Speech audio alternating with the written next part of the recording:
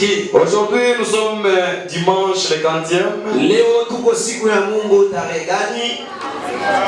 Le 23. Le 24. Le 24 octobre 2021. Le 24 octobre 2021. Nous continuons avec notre émission Tunaendelea na edition yetu intitulée ambayo inasema L'église au temps d'enlèvement. kanisa kwa wakati wa kunyakuliwa. Et nous sommes sur 15e partie aujourd'hui. Na tuko katika kipande chetu cha 15.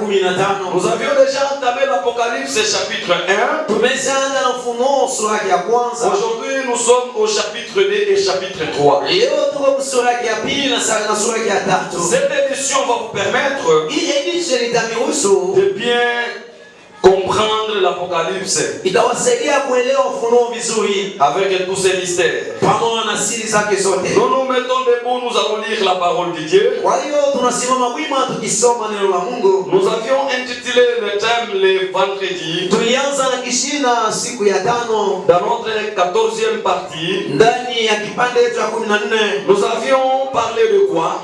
Tulizungumzia juu ya nini? Le dimanche passé, j'ai parlé sur l'œil qui le verra. Siku ya Mungu iliyopita nilizungumzia juu ya licho ambalo litakaomuona. Et puis le vendredi, Kisha siku ya tano j'ai intitulé niliendelea kusema notre 14e partie juu ya kipande cha 14 avec le point qui nous dit pamoja na pointi kisema parce que l'œil qui le verra kwa sababu licho litakaomuona nous expliquer l'Apocalypse chapitre 1. nienda kutafsiria ni Ufunuo sura ya kwanza. Maintenant j'ai intitulé voici Sasa naendelea kuzungumzia tazama les conditions masharti de celui qui sera enlevé par Jésus-Christ. ya yule atakayenyakuliwa na Bwana wetu Yesu Kristo. Il y a 7 conditions, Kuna masharti il y saba, a 7 caractères, kuna matabia il y saba, a 7 comportements kuna tabia saba de l'église épouse qui sera élevée. ambao kanisa biharusi ambayo itanyakuliwa, L'église épouse qui sera enlevée. kanisa biharusi ambayo itanyakuliwa. Est-ce qu'il y a des personnes qui m'écoutent ici? Kuna watu wanasikia hapa.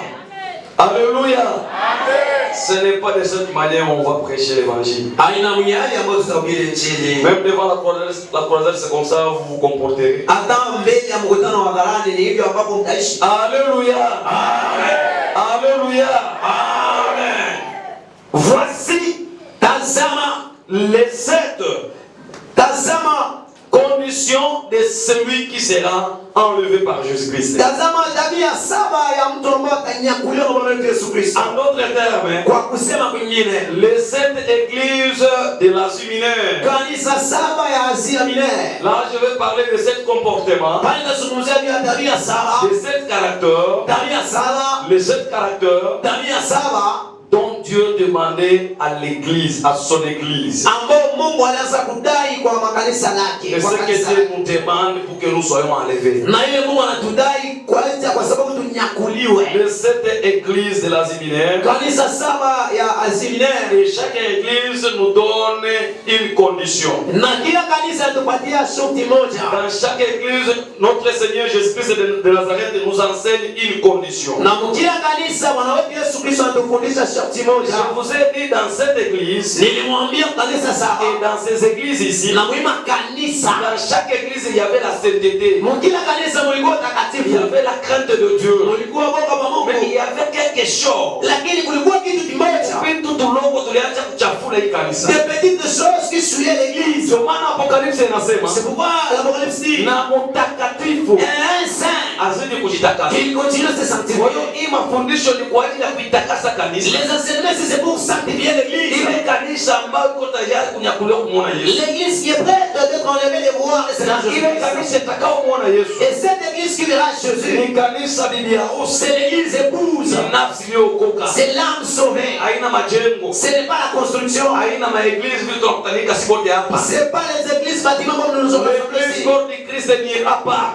Kanisa kimwa Kristo kitenda. L'église maison bâtiment communauté n'ira pas. Kanisa kamati nyumba Le yetu. ciel ne connaît pas. Miko haijui.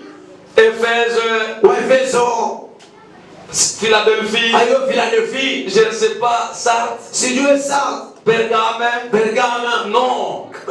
Le ciel connaît d'abord l'église qui se retrouve en Éphèse. Pourquoi la Bible dit écrit à l'ange de l'église d'Éphèse. C'est-à-dire sa église.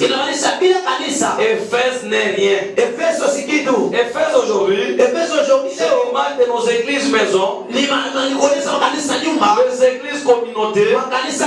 S'il n'y a pas église, c'est inutile. Ce sont des choses inutiles. Hein? Alléluia. Amen. Alléluia. Alléluia. Amen. Ce sont des choses vaines. Si vous voulez avoir l'église, vous devez avoir votre communauté, de porter des robes, de porter des langues, des courtes, et vous manquez l'église à l'intérieur. La valeur de paix, la valeur de Pergame, laissez connaître. Si la Pergame, il y a l'église. C'est pourquoi on dit écrit. Jésus dit écrit à l'ange de l'église d'Éphèse. Il n'y a pas l'église à Éphèse. S'il n'y a pas l'ange dans Éphèse, tu n'auras jamais les choses de Dieu.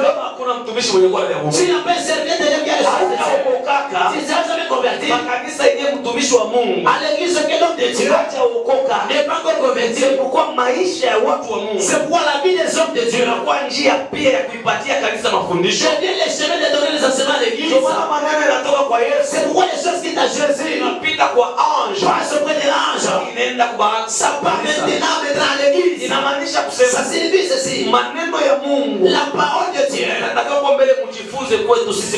Vous devez vous enseigner à partir de nous qui vous enseignent. Nous qui chantons les tentations. Qu'on puisse vivre d'abord des tentations. Qu'on puisse surmonter, qu'on puisse surmonter. Par notre façon de chanter, notre évangile aura de la force. Et moi je te dis amen. Les sept églises de l'Asie mineure. Les églises, les sept églises de l'Asie mineure. Première, deuxième, troisième condition. Par là, nous sommes en train de parler de première, deuxième, troisième, quatrième condition de celui qui est dans les cieux. Par là, nous sommes dans l'Apocalypse chapitre 2. Je bénis tous les gens qui nous suivent dans le monde entier. Et vous me donnez la force de prêcher cet évangile. Je peux vous prêcher comme vous êtes ici. Mais si je descends, ce que j'avais prêché vendredi ici, je le fais seulement un jour. Ah, maintenant des millions de gens qui acceptent cet évangile. Amen. Amen. Amen. Amen. Ce que je vous avais prêché dimanche, presque 3000 à 4000. À de 3000 à 4000 personnes. Que Dieu soit loué. Ça veut dire qu'il y a un endroit où Dieu nous a préparé de prêcher l'évangile dans le monde. Profitez de ces choses. Ça t'aidera même en enfer, tu te souviendras. Parce que toi-même les choses d'ici, tu n'es même pas là. Amen. Apocalypse chapitre 2 verset 1. Nous sommes dans Ufunuo sura ya pili mstari wake wa kwanza. Tunasoma mkifaransa na Mswahili kama iko Biblia Swahili. Nous lisons en français ainsi qu'en swahili si la Bible swahili est là. Écrit à l'ange de l'église d'Éphèse. Voici ce que dit celui qui tient les 7 étoiles dans sa main droite. Les 7 étoiles. Celui qui marche au milieu de 7 chandeliers d'or. Celui qui marchait au milieu de 7 chandeliers d'or. Je connais tes œuvres, ton travail et ta persévérance. Je sais que tu ne peux supporter les méchants. Que tu as éprouvé ceux qui se disent apôtres et qui ne le sont pas. Et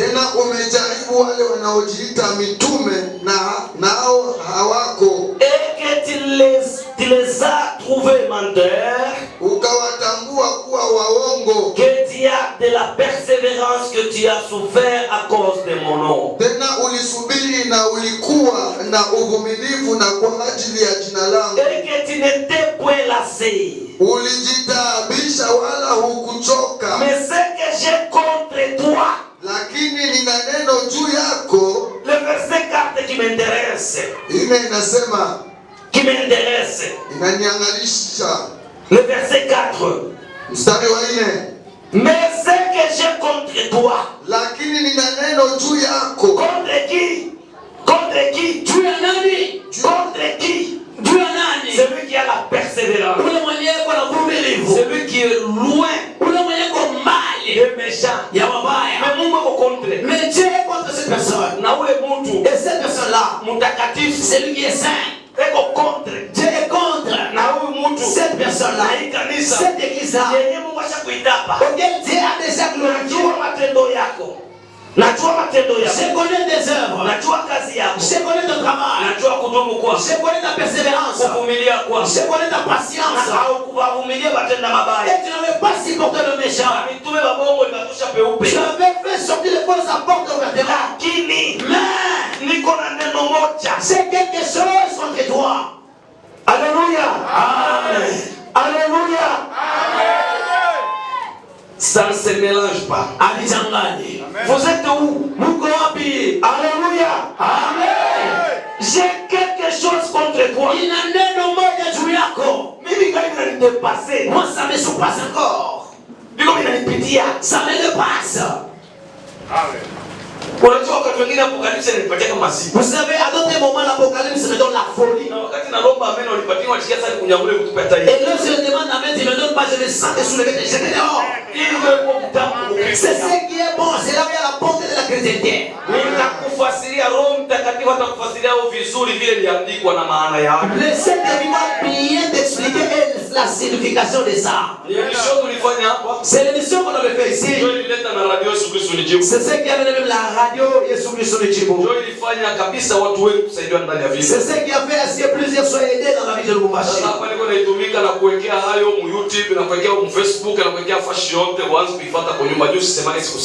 Ici, je mets cela dans YouTube, Facebook pour ne pas dire que je n'avais pas suivi. Sans la parole de l'Apocalypse, il n'y a pas l'enlèvement. C'est pourquoi les Écritures disent le peuple sans la révélation, c'est un peuple qui n'a point de frein.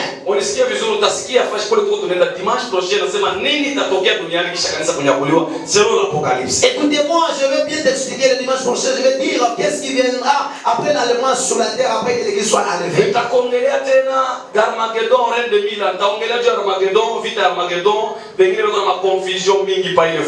Les autres ont beaucoup de confusion à la place de l'Armageddon, reine de 1000 ans. Tunaanza na chapitre 1 tuliisha hapo tuko pade tutafika pa kuvende wema kutufuata mu Facebook mu YouTube vraiment ulikuwa na besoin ya kujua yote kuhusu Apocalypse naenda nayo pole pole hadi mwaka utaisha tunaanza na wengine hadi tunamaliza hii enseignement. Ici je les ai fini avec le premier chapitre, ici je suis dans le deuxième chapitre. Je vais t'expliquer jusqu'au 22e. Toi qui me suivais sur Facebook, je vais t'expliquer doucement et sûrement pour bien comprendre. Ona hii vitu yetu tunafanya. Regardez les choses que nous sommes en train de faire. Thème yetu ya leo mapendo. Notre thème d'aujourd'hui, l'amour. Pendo yetu ya leo. L'autre thème. Thème yetu ya leo. Notre thème. Ni Mungu atakuinua. Dieu va t'élever. Hata vipande Mungu atakubariki. Même si ça monte, Dieu t'élèvera. Mbingu haichungi tuhubiri tena. Le ciel n'a pas pu qu'on puisse prêcher sur cela. Biblia inasema ni nani mtumishi mwaminifu? La Bible dit qui est serviteur fidèle, atakayewapatia watumishi wake chakula kwa wakati unaofaa. qui donnera à ses serviteurs la nourriture au temps convenable. Chakula inaofaa. La nourriture convenable. Ni maneno ya kitabu cha Ufunuo. C'est la parole de la livre de Mtumishi mwaminifu kwa sasa. Les serviteurs fidèles pour le moment. Njoo wakati wanaanza kuitumikia kwa sababu Yesu anakuja. C'est les gars qui sont en train de travailler parce que Jésus revient. Na hofu na utakuja lwa mingi utakubeba na huyo yeye vitu sijui utenda wapi. Et la mort viendra pour te récupérer sans connaître ça. Je ne sais pas ta destination. Amen. Unisaidie tu amen uikale. Et devant ces mains, amen, puis à ce moment. Kigelegele nguvu sana dunia iwe kama ninauliwa. Nasema kigelegele nguvu sana dunia iwe kama ninauliwa. Unaona mwimbaji anafunga lakini apenda hata kupiga kigelegele. Tu vois les chantres qui comme même la bouche n'est même pas pour se réveiller de joie. Shida sana. Un problème. Shida. Un problème. Je connais tes œuvres. Najua matendo yako. Ton travail.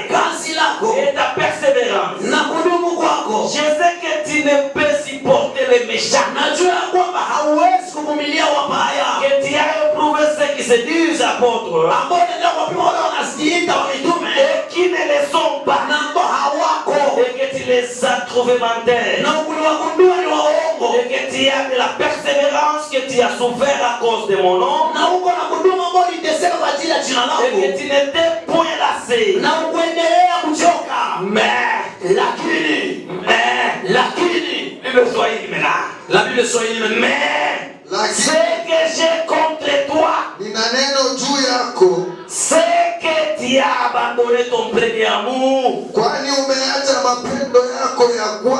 Souviens-toi donc d'où tu es tombé.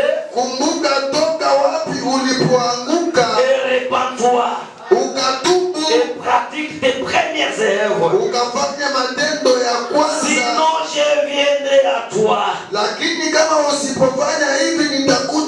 Et j'ôterai ton chandelier de sa place à moins que tu te répandes. Tu as pourtant ceci. C'est que tu es les œuvres de Nicolaïtes. Œuvre que j'ai aussi. Que celui qui a des oreilles. Entendre ce que l'esprit dit aux églises. À celui qui vaincra,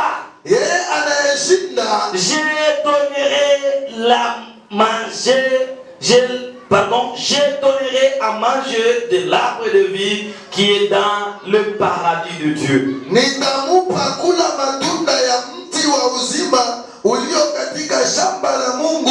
Amen. Amen. Amen. Amen. Apocalypse chapitre 2. L'Apocalypse chapitre 2.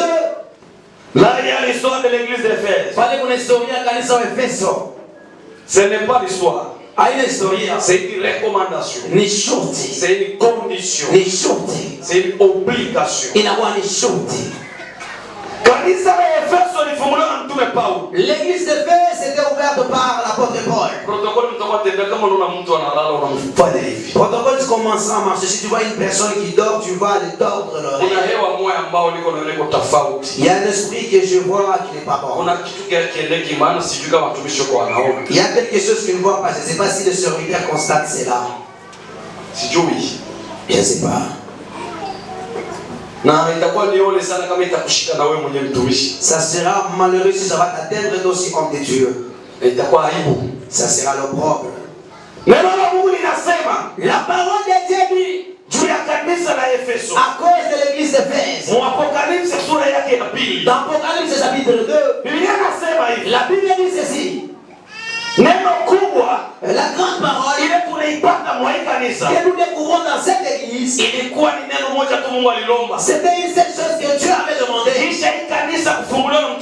Après l'ouverture de cette église par l'apôtre Paul, j'avais expliqué vendredi. Si tu retournes dans le lien passé, tu vas trouver ce que j'avais parlé ici. Si tu parles dans YouTube, tu vas trouver. Je t'ai parlé de cette partie. Dans le 14e partie. Aujourd'hui, je suis dans le 15e. Je suis dans le 15e partie. Je suis en train de parler maintenant. À cause de la première condition, tu me pénétreras dans la deuxième condition. La première condition qui s'est posée dans l'église d'Éphèse. Cette église d'Éphèse, c'était dans l'Asie. C'était ouverte par l'apôtre Paul. Après avoir allé dans la mission apostolique, il commençait à prêcher dans les synagogues. Les gens renonçaient sur la zone évangélique. wakamfukuza msinagogi. Les gens le chassaient dans le synagogue. Mkupita akaenda kukutana na mtu mmoja. En passant, il est allé se croiser avec une personne. Lidii na mwingine wakakutaniana. L'idée et les autres se sont retrouvés. Nasoma mu Filipi chapitre 4. Si vous lisez dans Philippiens chapitre 4, Bado tena kukutana vile kuna sema walitabika pamoja nami katika injili. là tu vas trouver comme il est en train de parler, elles avaient souffert ensemble avec moi dans l'évangile. Kweli huyu mwanaume na yule mwanamke walimsaidia Paulo. Cette personne ici et cette femme ont été Paul. Injili ikaingia kwa Efeso. Efeso ilikuwa ni mahali walikuwa wanaabudu sana Deus Diane. L'évangile était entré dans Éphèse. Éphèse était un endroit là où on adorait la déesse Diane. Ile fashi walikuwa wanaabudu Deus Diane. Deus Diane manake ni Mungu mwanamke mu Biblia ya Kiswahili. À cet endroit on adorait déesse Diane qui veut dire dans la Bible swahili Mungu Muke. Matendo ya Mitume sura ya 19. Dans Actes des Apôtres chapitre 19, kama unashuka chini, si vous lisez, vous descendez. Kuanzia ma verset 20 kushuka. En commençant dans le verset 20 en descendant, ile histoire. tu vas trouver cette histoire. Walianza kuabudu Makarina. Ils commencèrent à adorer Macarina. Terme nyingine banamuita Maria Valencia. Dans d'autres termes, on l'appelle Maria Valencia. Terme nyingine banamuita Marie de Mariguel. En d'autres termes, on l'appelle Marie de Mariguel. Terme nyingine banamuita Deesse Diane. En d'autres termes, on l'appelle Desiane. Na leo mwima kanisa yetu ya kwa jina la Baba la Mwana na la Roho Mtakatifu banamwabudiaka na banamtengenezea tumastatira tumanyumba ni idolatrie. Alikuwa anaabudiwa bien avant. Evangile ya ba vrai apôtre ilishindana na ile miungu na ile adoration. Est-ce que unaweza kusema amen? Et c'est devenu amen. Evangile ya siku za mwisho inakuwa inachangana na ile maimani. Mais l'évangile du dernier temps se mélange avec de telles voix-là.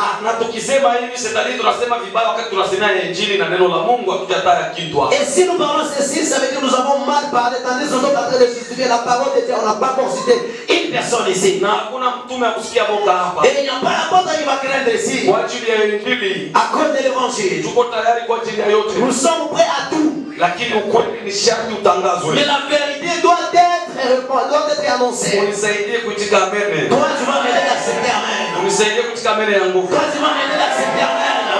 Pratique ya kumwabudu Deus Diane ilikuwa zamani. Le pratique là d'adorer la Déesse Diane c'était depuis avant. John Paulo akasema, maintenant Paul avait dit, kama ingelikuwa Mungu, si elle devrait être Dieu, asingelikala mnyumba kutengenezwa na mikono ya watu. Elle ne devrait pas rester dans la maison d'être fabriquée par le médor. Katika wimbo wangu naimba. C'est pourquoi dans le pratique c'est ça te dit ceci. Anaifanya mbingu kuwa kiti chake cha enzi. Il a fait du ciel de ciel sa demeure. Lakini anafanya mwili wangu kuwa nyumba yake, kuwa makao yake. Il a fait le ciel son trône, il a fait mon corps d'être sa demeure. Mwili wetu unakuwa nyumba yake. Nos corps aujourd'hui devient aujourd'hui la maison de Dieu. Kama una Roho Mtakatifu hauna na Mungu. Si tu n'as pas le Saint-Esprit, tu n'as pas Dieu. Na Mungu hana kumilima mweko ndani mwako. Et Dieu n'est pas sur des montagnes, il est dans ton corps. Maana nilimwambia yule Mungu kwenda kumilima kuomba. C'est pourquoi j'avais informé celui qui aime aller sur des montagnes de prière. Mungu kama unaenda kumilima kuomba. Dieu, si tu pars au niveau des montagnes de prière. Usiwazie kama kumilima Mungu ndio kwenyewe ko. Ne pensez pas que ce sont des montagnes là où Dieu se retrouve. Mungu ni mahali pote na anatakiwa kuwa ndani mwako. Dieu est partout, il doit être aussi dans toi. Nasema makao tu mwa Mungu alichakula kuishi ni ndani ya mwili wa mtu. J'ai dit le seul domaine que Dieu a choisi de vivre, c'est dans les corps d'une personne. Ikala je wakati msharati uko nakunuka. Il va rester comme dans des cieux de brise de poussière. Bongo na mwizi ukilalia kunuka. Il va rester comme dans des cieux de brise de poussière. Kutoa sadaka na kujitoa ndio Mungu anakuyua. Tu penses qu'en offrant les offrandes et à sa sacrifice, maintenant Dieu te connaît? Mungu anamjua yeyote kupitia matendo yake. Dieu connaît toute personne au travers de ses œuvres. Wale kwa kupanda kumulima wanapandaga na Mungu. Ule Mungu utapanda naye kumulima ndio ule Mungu utamuomba kumulima. C'est pourquoi pour monter sur la montagne, on monte avec Dieu. Le Dieu que tu monteras avec lui, tu vas le trouver là sur la montagne. Kama unapanda kumulima bila Mungu, si tu montes sur la montagne sans Dieu, ule kumulima kwa Mungu bengine. Là sur la montagne, il y a d'autres dieux. C'est pourquoi Élie avait écouté la voix de Dieu. Il avait dit monte sur la montagne. Quelle montagne? Il devrait aller au niveau des monts Carmel, c'est là où il montait tous les jours. Mais ce jour-là, il avait écouté la voix qui le disait qu'il lui allait sur le mont d'Horeb. C'est là qu'il va l'écouter. Et Élie ne peut pas partir sans avoir fait 40 jours de voyage. Et sans manger, sans boire. Pour écouter Dieu. Il allait sur la montagne. Ensemble avec la voix de Dieu. Mais sans manger, sans boire. Pendant 40 jours. Mais avant de parcourir les 40 jours.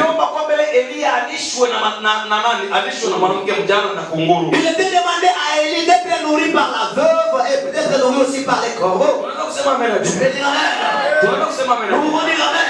Kama véritable veuve ni Homosexualité, vile unapenda les divorces comme tu veux. na rejeter Tu rejettes la vraie doctrine, la vraie doctrine, la parole de il y Dieu. a neno la Mungu. Hukumu ya Mungu inakuja. Le jugement de Dieu arrive. Ile itaanzia kwa Et nous avons commencé près de hii toi. wakati mzuri Ça c'est un bon moment ya wewe kuelewa de comprendre nini Mungu analomba kwako. qu'est-ce que Dieu recommande au péché. Sharti gani yenye itakukosesha mbingu Quelle condition qui te fera manquer le ciel. katikati ya hii yote? Parmi ce que je veux parler. Est-ce que pale naeleweka vizuri? Est-ce que par là je me fais Kama comprendre? umeelewa pepeo ndio Si tu comprends très bien, tu vas acclamer. ila Mungu hawezi kumwomba Mungu. En sans Dieu, tu ne peux pas payer Dieu. Kama leo una transformer temple ya Mungu inakuwa marché. Si aujourd'hui vous transformez les temples de Dieu en étant le marché, Bajuifu wanaita tu banamuka mpaka Bayuda. Ali banabeba tu hekalu la Mungu wanaifanya kwa supermarché. les jours se réveillent seulement comme ça en prenant le temple de Dieu en transformant dans le Yesu marché. anaingia na wapiga mikaba na wafukuza. Jésus était en train, il les avait fouettés. La Anakuambia ya Mungu hapa mkufani. Il avait dit, vous êtes ici en train de faire quoi? Nyumba tuliingia sawa. Il a dit, c'est en maison que Salomon avait construit. Anasema nyumba ya baba yangu. Jésus avait dit, la maison de mon père Haitaitwa nyumba ya biashara. ne sera jamais appelée une maison de trafic. Itaitwa nyumba ya maombi. Ça sera appelé la maison de prière. Leo ishakuwa nyumba ya biashara. Et aujourd'hui, c'est la maison de trafic. Mtu anabeba ya kugolfe. Une personne qui va les zones de golf. Anapeleka kuruashi. Il amène le monde de la voiture. Leo tulikia ni kuabudu. Nous sommes venus adorer. Matrafiki ni ya nini? Le trafic est là pourquoi?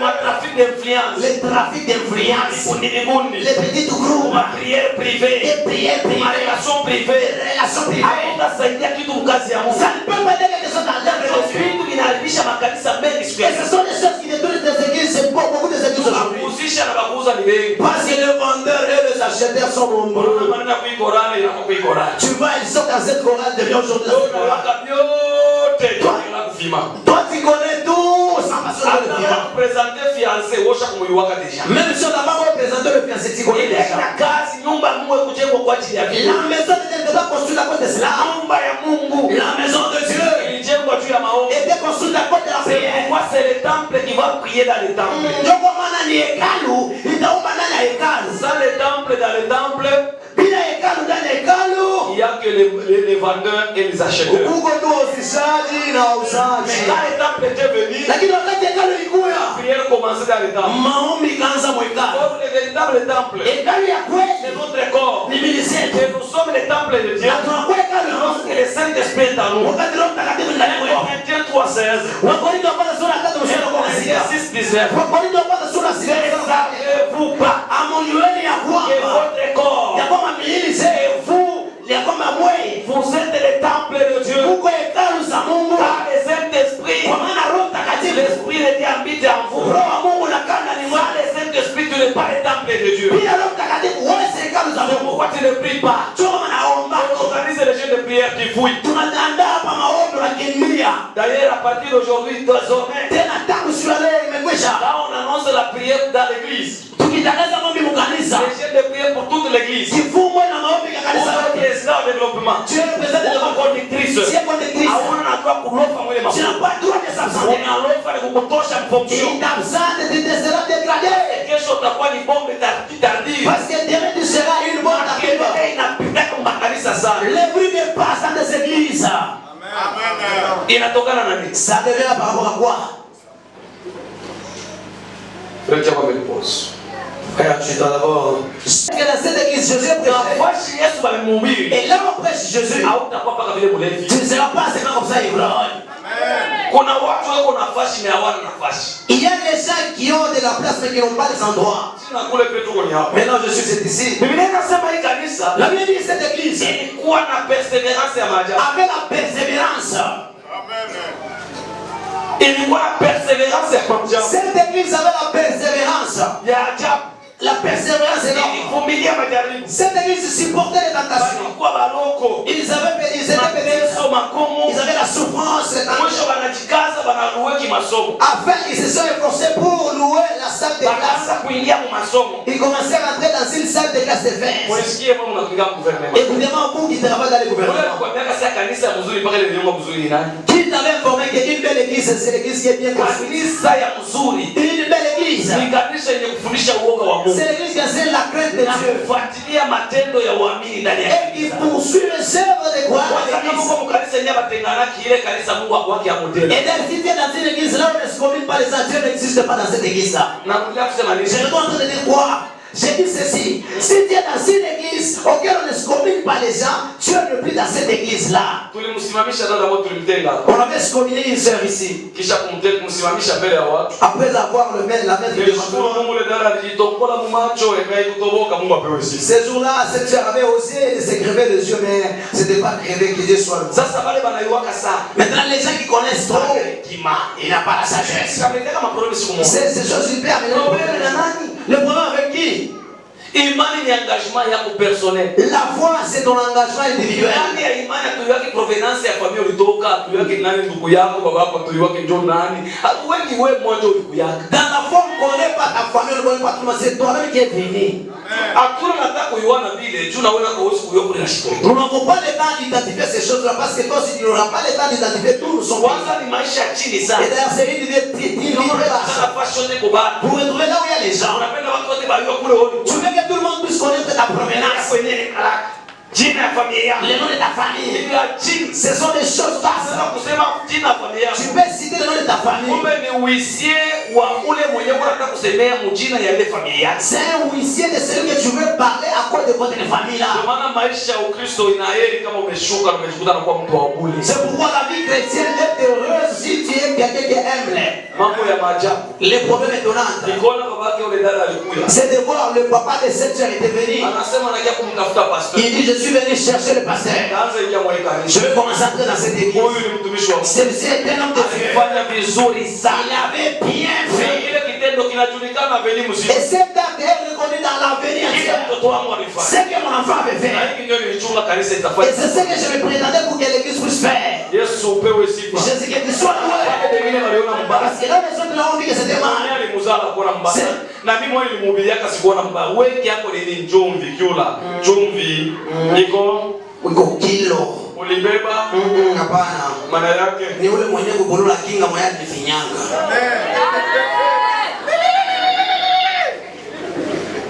sans discipline Bila utaratibu. il n'y a pas la vraie foi. Hakuna imani ya kweli. Yesu aliingia na shifle Jésus était en train de siffler. avec la ceinture. Tena pamoja kukaba. Nguvu ya Yesu ina makofi. La force de Jésus, c'est pas des coups. Nguvu ya Yesu ni mkaba. La force de Jésus, c'est la Na ceinture. mimi nafanana na Yesu. Et moi, je suis comme Jésus. Na kufanana Bwana wangu. Je ressemble à mon Seigneur. Tel père tel fils.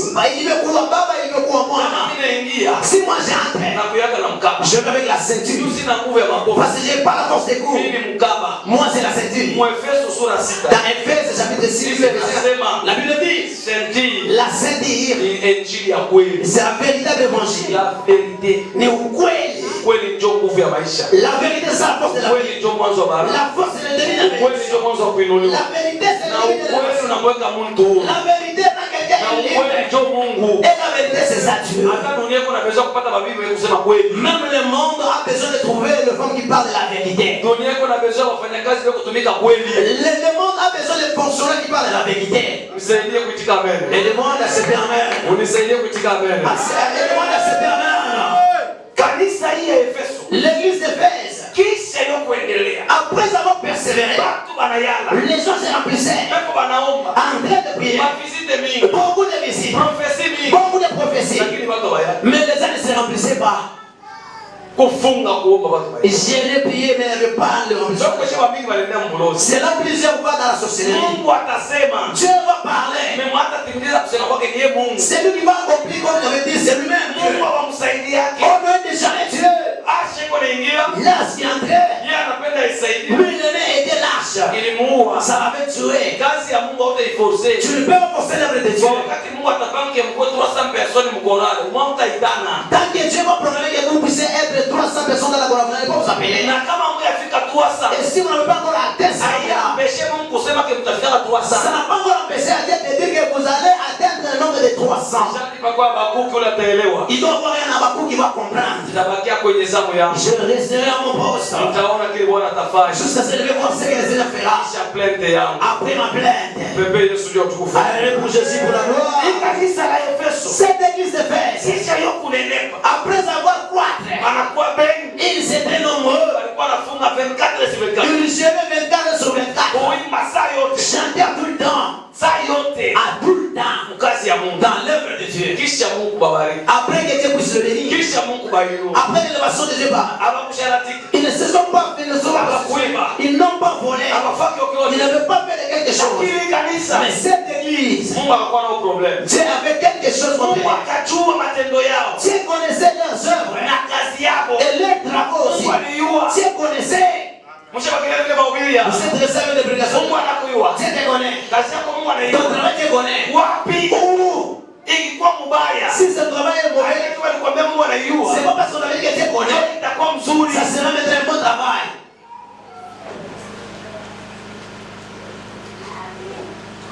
Kanisa hii ya Efeso. L'église d'Éphèse, Mungu alijua kazi yao. Dieu connaissait leur travail. Matendo yao. Il connaissait leurs Ile œuvres. perseverance yao. Et dans leur persévérance. Tena walikuwa watu waligundua ba mitume basi siku ya leo tu mtu akila mtu tusubiri hapo. Parce qu'aujourd'hui, si quelqu'un se révèle le matin, c'est un apôtre. Kunakuwa trois groupes ya apôtres. Il y a 3 groupes des apôtres. Sina kule. Je suis pas là. Tuko 4 sortes ya apôtres. Parce qu'il y a 4 sortes des apôtres. 3 groupes ya apôtres. 3 groupes des apôtres. Na 12 maladies yenye kuwa na ba mitume ba hivi. Et les 12 maladies qui tuent les apôtres de cette génération. Maintenant mu sorte ya apôtres. Maintenant, dans les sortes des apôtres, Mungu apôtre dans le ministère donc. il y a l'apôtre dans le mystère d'or. Ule aliitwa na Yesu. Celui qui a été appelé par Jésus. Mu apostolat. Dans l'apostolat. C'est que yeye moi Yesu ndio alimuita apôtre. Ça veut dire que Jésus lui-même qui avait appelé apôtre. Ule utamjua tu kitu hiki. Je vais le découvrir dans une seule chose. Yeye devant mtu wowote. Lui devant toute personne. Awe autorité. Qu'il soit l'autorité. Awe nani. Qu'il soit qui. Yeye ko pale kwa kujenga msingi wa Kristo ndani ya Mungu. Lui, il est là pour poser le fondement de Christ dans l'homme. Nafasi peko mtume wa Mungu wa kweli. Et là où il y a un véritable apôtre de Dieu, Hawezi chofesha batenda mabaya. il ne peut pas approcher les pécheurs. C'est-à-dire atatafuta batenda zambi. Ça veut dire qu'il va chercher les Mais pécheurs. batenda mabaya wako ni mkanisa. Mais les pécheurs qui sont dans l'église, Benye zambi wako nje. les pécheurs sont dehors, Batenda mabaya mkanisa. mais les méchants dans l'église. Malheureusement leo ni benye zambi ndio wanaanza kanisa. Malheureusement, aujourd'hui, ce sont des pécheurs qui remplissent les églises. Kwa inakuwa ngumu kufundisha inakuwa mpaka ni evangile. C'est pourquoi c'est trop difficile d'enseigner aujourd'hui. Kwa sur les kanisa évangiles. ifasha mafundisho. Or, dans l'église, c'est un endroit des enseignements. Ndio fasha evangelisation. Dehors, c'est là où il y a la place de l'évangélisation. Il manque. Les sorciers vont mourir. Dieu va agir. C'est là, c'est dehors. Chez le pécheur. Pour les attirer de bénir. À toi qui es déjà converti, pour l'enseignant, pour se laisser avec les mots. Là où il y a l'apôtre, celui qui est appelé par Jésus. Les gens de marcher dans les ministres. Le travail de Dieu est en train de se détruire. La sorcellerie qui s'est jusque dans l'eau. Dieu est en train de prêcher. Pour puisse cultiver l'ananas. Et le soleil qui frappe les ananas, le Dieu là ne peut pas agir.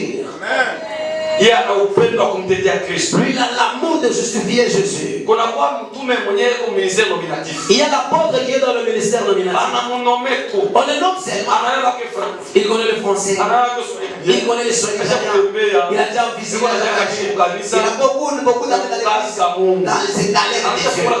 Après avoir ouvert 3 églises. J'ai écouté une personne qui m'avait en train de dire. L'apôtre, vous savez, vous êtes des apôtres de Dieu.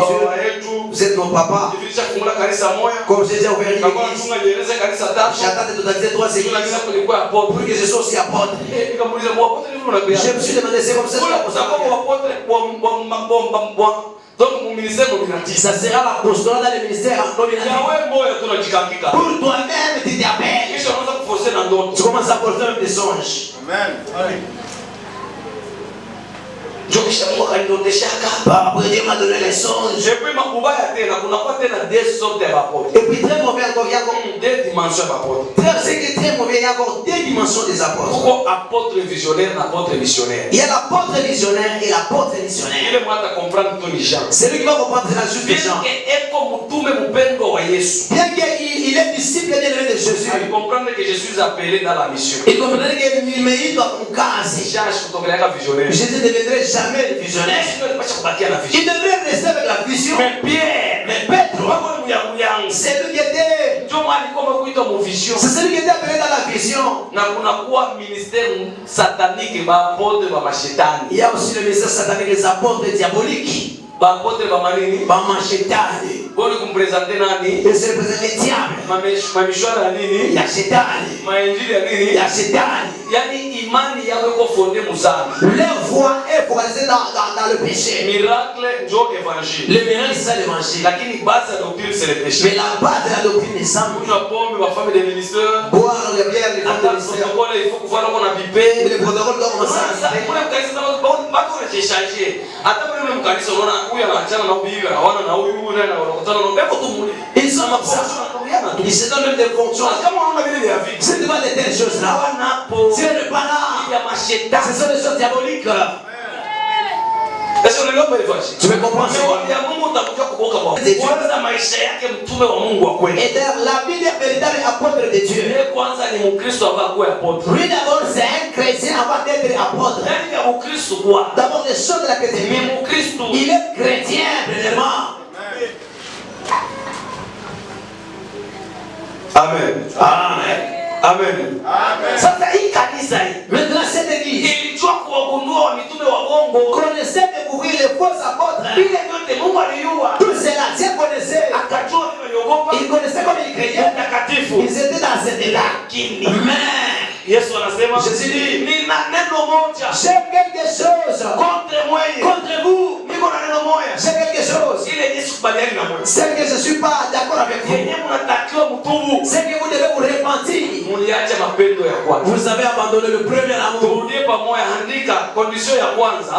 Écrivez, première condition. Kama unapenda kuwa enlevé, Si tu veux être enlevé, anza kujitakasa mtakatifu. commencez à se sanctifier, Kwa Saint. kuangalia mapendo ya En kwanza. regardant aussi le premier amour. Mapendo ya kwanza Le premier amour. inamsukuma mtu kufanya matendo ya kwanza. Pousse une personne de pratiquer le premier Hii œuvre. kanisa ilisema matendo ya nini? Ya kwanza. Aha.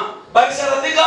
Non. Baliiba? Non. Balifanya vibaya? Hapana. Balisema matendo ya nini? Ya kwanza. Anza kubamba kwa natumakaye bandu kwa mtu anza kulala. Piga kwa mbele makofi bandu kwa. Commencez à prendre aussi les cahiers. Même les cahiers vont te donner la distraction et les stylos. Haina vile. N'est-ce pas? Kama unapenda ukimbize bila kulala. Si tu veux chercher le sommeil, le monde entier devant toi. Maintenant, les cahiers et les stylos. Moyo wa yote. Un connaisseur, celui qui connaît tout. Hautaliona mimi nafuata mahubiri bila agenda yangu. Tu ne me verras jamais moi suivre la prédication sans mon agenda. Mungu tukaleta kwa. Il y a seulement ce que je vais ramasser. Na wenye kiburi hawatanidibi. Et les orgueils, et les autels, les peuples. Hii ndio injili ya mitume. C'est ça l'évangile des apôtres que nous vous amenons. Itika mbele tuendelee. Amen. Sasa hii kanisa Maintenant, cette église, sio hawakuipa. ils ne savaient pas voler. Kwa ya zambi hawakuwa Le nayo. problème du péché, ils n'avaient pas. Maneno yao tu. Les problèmes, c'est Ni moi. kusahau mapendo ya kwanza. C'est l'oubli du premier amour. Frère Rose kusahau nini? Mapendo ya kwanza. Est-ce que ni moi? Est-ce que c'est mauvais? Nilikuwa nakuya des fois. Je venais des fois. Naanza kuya après des mois. Je commence à venir après des mois. Inakia mambo kuni. Ça devient un problème par rapport à Mimi moi. sinapunguza mavoyage. Je diminue le voyage, n'est-ce pas? Nimpunguze kwa mbele matransport. Que je diminue d'abord des transports. Mais inakia problème. Mais ça devient un problème. Ni tupitu tuloko tu. Ce sont des petites choses. Nafanya watakatifu wengi kukosa Tu mbingu. verras ce que les saints puissent rater le ciel. Kusahau. L'oubli. Tumeweka kwa mbele maneno mbili. Prenons d'abord des problèmes. Ya kwanza kusahau. Premièrement, oublier. Ya pili matendo. Deuxièmement, l'amour. Sema kwa kusahau. Dis d'abord oublier. Kanisa tuseme kwa nguvu kusahau. L'église dit d'abord oublier. Kanisa tuseme kusahau. Au kusahau mjua kusahau Tuseme kwa kusahau. Disons d'abord oublier. Kusahau Tilo asisaulika. Et n'oublie pas. Memorize verset ya ibada ya Jumajana. Demandons le verset du culte passé. Dimanche passé la Biblia ni Le dimanche passé, on avait prêché. acha wewe. Laisse-toi. Anaweza kuitongola kama ingekuwa mimi ningelijizika. Si c'était moi, je devrais m'enterrer. Mais maneno ya Mungu anafanya nini? Mais la parole de Dieu fait quoi? Anaisahau. Il oublie. Yeye kilianza ni maneno ya nini? L'amour. Hiki kilikuwa kia Kiamwisho. anabaki kia mwisho anasahau kia kwanza. Il a pris la chose dernière pour oublier la première chose. Na ndio panatoka ingratitude. C'est là où vient l'ingratitude. Watu wengi Beaucoup de gens, kusahau mapendo ya kwanza. en oubliant le premier Kwa amour, kusahau en en oubliant. Avant qu'il puisse se croire et convertir. Il y a les gens qui ont travaillé à cause de toi. Il y a les hommes qui te voyaient être mauvais. Pour que tu puisses changer seulement. Après que tu puisses t'aider. Donc si tu prends la Bible, tu as oublié. Tout ce qu'on t'avait donné, tu as oublié. Parce que là, on va aux États-Unis. Parce que aujourd'hui, tu es aux États-Unis. Tu es en Europe. Tu oublies le Dieu de ta jeunesse. J'aime moi le Seigneur m'a appelé. Il m'avait dit ces choses. J'étais appelé comme la femme de ma jeunesse.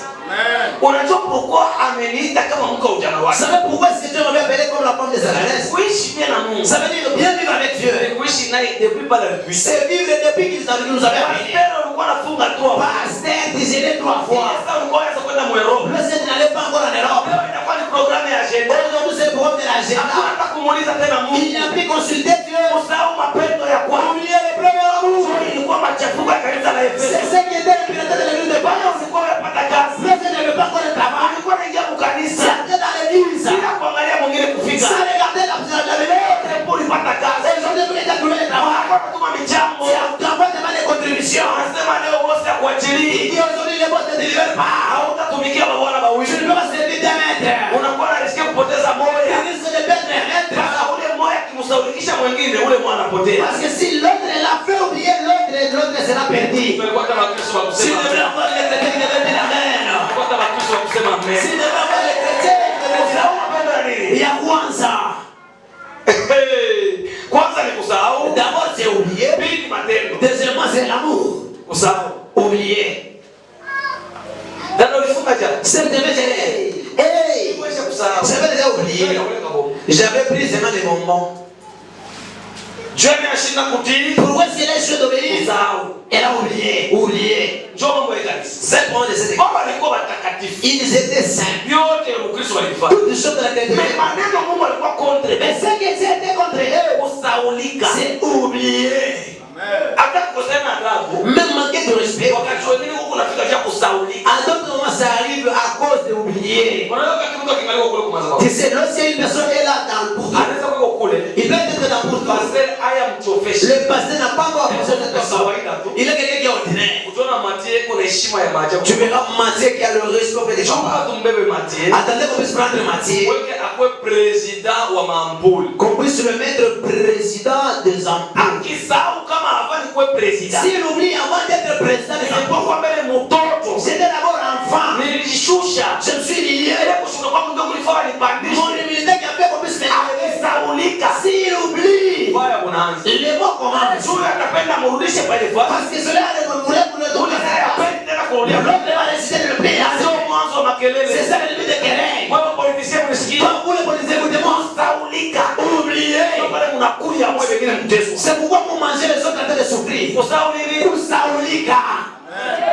Ukikumbuka. Si tu te souviens, Ulipitaka na mamikro maka. que tu passais avec les micros dans des églises. Vote numéro. Munichakule, Vote numéro. chakule namba, Vote numéro. chakule namba. Yote mwenye kukumbuka. Tout celui qui se rappelle. Mkonfinima likamwambia watu wataka shime. Dans les confinements, il avait donné même les cassettes. Ule alisaulika. Mais celui qui avait oublié. Kwanza leta na sheria wamekulia na kesi. Et là, il avait même la loi qu'on puisse pour manger les 15 000. Mambo kusahau. Les problèmes, c'est oublié. Pendo ya kwanza. Le premier amour. Inaleta makelele. Amène des querelles. Njoo inanipatia leo kuna kama problème mingi. C'est ça qui vous amène beaucoup de problèmes aujourd'hui. Huyu ni wawa. Il est d'où? Huyu. Celui-ci. Huyu anaonekana. L'autre on va. Ni Kachokwe. Il est Kachokwe. Kachokwe wa wapi? Bon, Kachokwe d'où? Ni Kachokwe wa ku habari wa kule hapana. Bon, de l'autre côté. Memba baba yako tu balikuwa. Et d'abord, quand même, les papas. Wewe unakuwa Mungu. Tu deviens Dieu. Kwanza kuweka tina ndani. Pour connaître même à l'intérieur. C'est parce que tu as oublié. Mapendo ya kwanza. Le premier amour de Dieu. Akuomba mbangu bangu. Il n'a pas créé Akuomba mkusu. Akuomba Sudabwa. Mungu aliumba mtu. Akuumba Tanzania. Akuumba Zambia. Akuumba sijui kama Amerika. Mungu aliumba mtu. Il a créé l'homme, une personne. Wakati wa wale mwengo. Kadefanya yake toki yake kumotokoza aliumba mtu. Il a créé une personne. Alikwambia Mungu aliumba Europea. On avait dit que Dieu avait Wewe Amerika unisikie. Mungu akuumbaka Amerika. Dieu n'avait pas créé un Mungu Américain. akuumbaka Dieu Afrika. n'avait pas créé un Mungu Africain. aliumba mtu. Il a créé l'homme.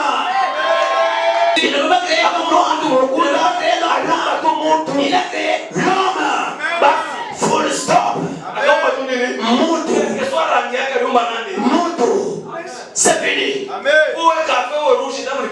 Que tu sois café rouge, l'essence est rouge. Pourquoi vous trouvez? Regardez avec la scène, tu deviens comme un sac. Comme papa dans l'application.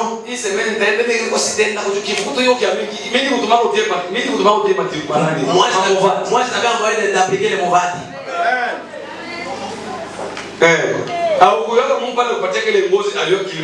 Tu ne savais pas ici,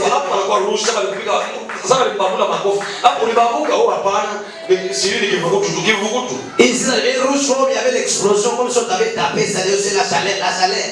Amen. Moi je te regarde, tu regardes lui. Amen. Kusao. Kujipembula. Si les gens devraient se rappeler. Avant d'acheter les climatiseurs dans la maison, tu devrais d'abord se rappeler que l'argent qui s'est trouvé en payant, que je peux mettre des ventilateurs en plastique. Lorsque la chaleur, toi comme tu oublies, en oubliant, tu mets l'argent dans le banc. Aujourd'hui, les gens qui plaçaient l'argent dans le banc, plusieurs sont dans le banc de confinement. Corona, c'est lui qui sait qu'il est arrivé à la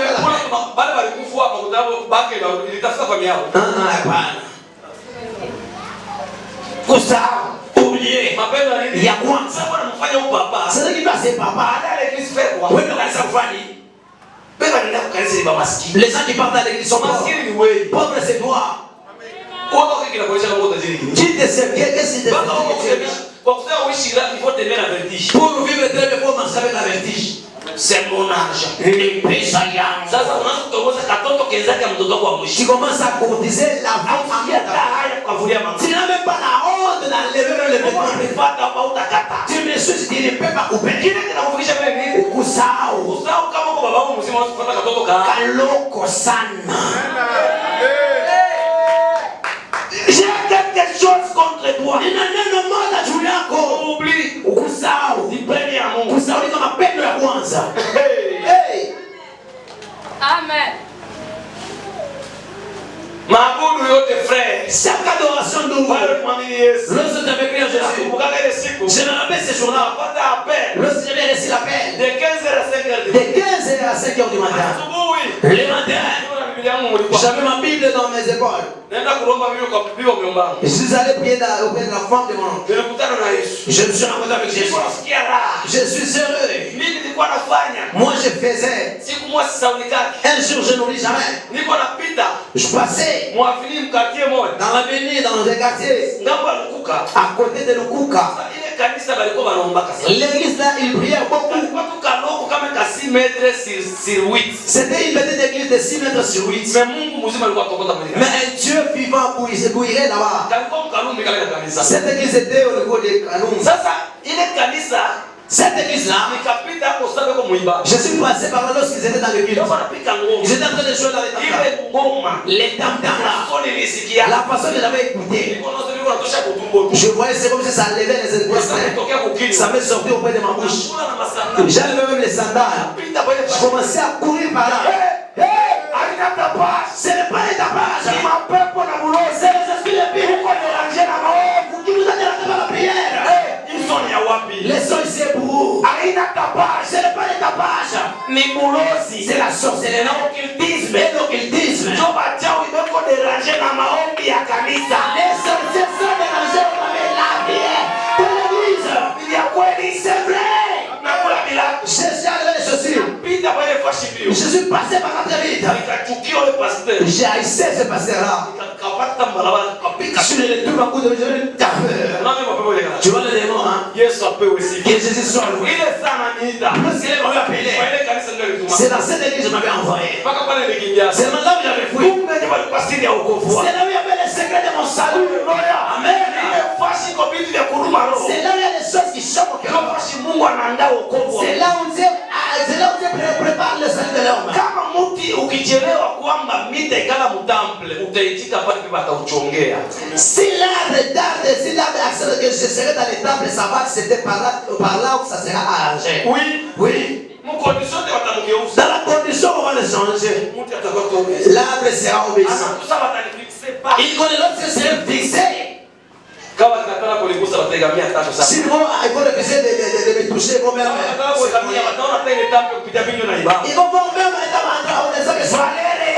valeur à toi ne dépend pas de comme tu es venu dans l'église, mais ta valeur c'est comme tu es arrangé dans l'église. Quel témoignage qui est dans l'avenir depuis que tu es venu ici?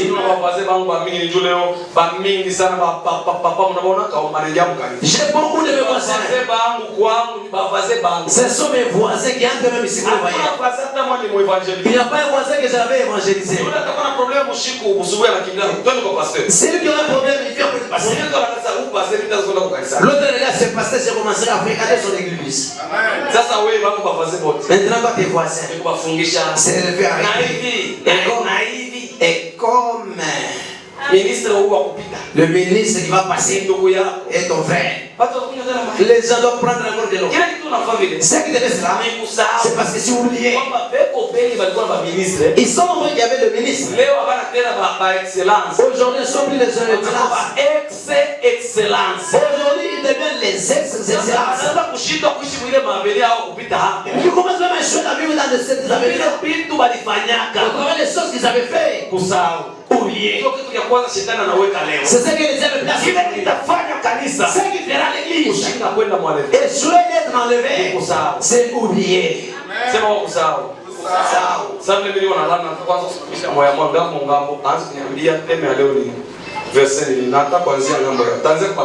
j'aimerais commencer au premier.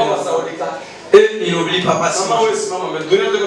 Maman, toi, tiens-toi debout. Le monde entier est fort. Notre thème d'aujourd'hui.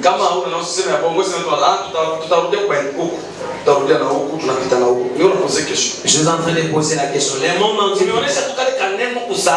Dis-moi seulement, c'est l'appel là. C'est un grand péché plus qu'égorger une personne. Au lieu d'oublier, et si vous avez arrangé, ce que vous avez terminé. Les gens se cherchent dans l'oublier. Mais la parole donne des aider. Le diable met l'oubli. C'est pourquoi une personne il oublie la Bible. Mais le téléphone, une personne n'oublie pas. C'est le sera au ciel. Combien de gens qui doivent mettre leur Bible en haut?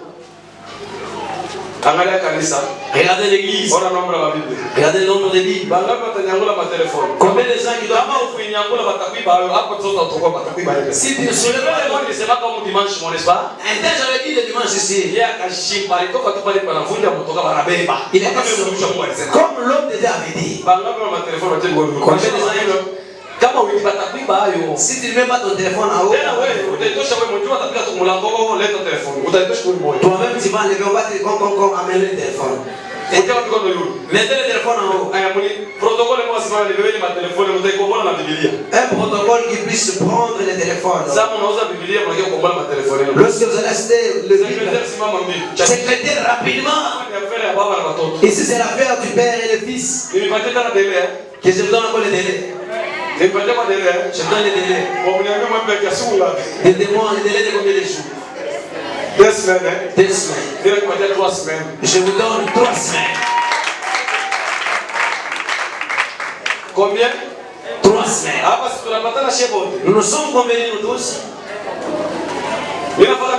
Est-ce que moi je fais des blagues ici? Et si les 3 semaines, je ne vais pas te demander si. Je vais commencer de visite après 3 semaines. 3 semaines. Maison par maison. Je vais commencer auprès de mon père. La Bible. Téléphone. Nenda kuwekesha anantanda kisha tunauza karton kama Biblia. Ah ouais. Ya mvile kwa $20 ya unauza $50.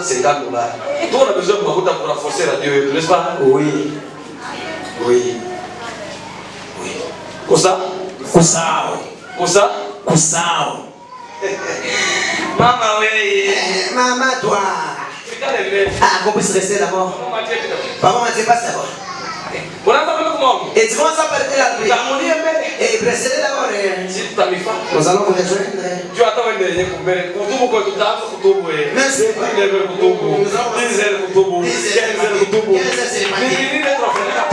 sont les choses que nous faisons pour se demander où ça? Si tu devais connaître le temps qu'il fait passer à côté, en ajoutant aussi les péchés de l'enfance.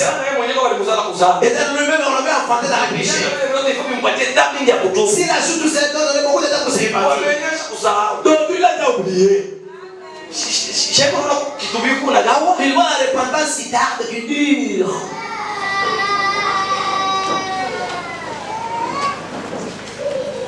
Amen. Amen. Sema amen. Amen. Une grande chose. Dans un tête de quelque chose contre toi. Parce que tu as oublié ton premier amour. Lorsque j'étais converti, frère, je vois même Denis. Je l'appelle comme ça. Denis. Lorsqu'il était converti. Frère, il faut témoigner. Lorsque ce frère était converti, j'avais prêché l'évangile au niveau des camarades. En 2011. Lorsque le frère croyait, et puis la croyance poussait. Peut-être une personne qui se met debout en train de croiser les bras, je ne peux pas mettre les doigts en l'air.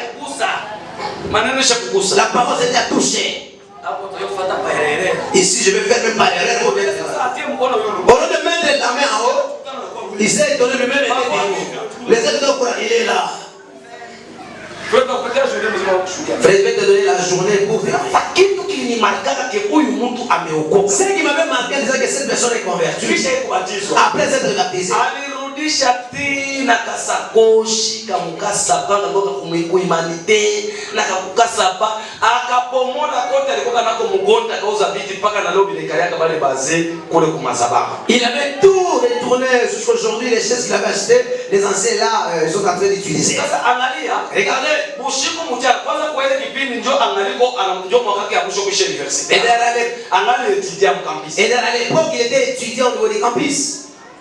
Na mpaka baba tumesema wakati wewe unaongeaka je parle aux gens de moi que vous parlez. C'est à cause d'oublier. Un jour j'avais dit au frère, regardez la photo ici, regardez toi aussi, c'est lui ici et toi. C'est qui? C'est moi. C'est qui? C'est moi. Moi. Entre celui-ci, celui-ci, celui-ci qui est celui qui est et celui qui est véhiculé. Moi, père, comme père, je vois celui de tout. Tu lui avais dit celui de la photo. Dis-moi où est mon impolitesse.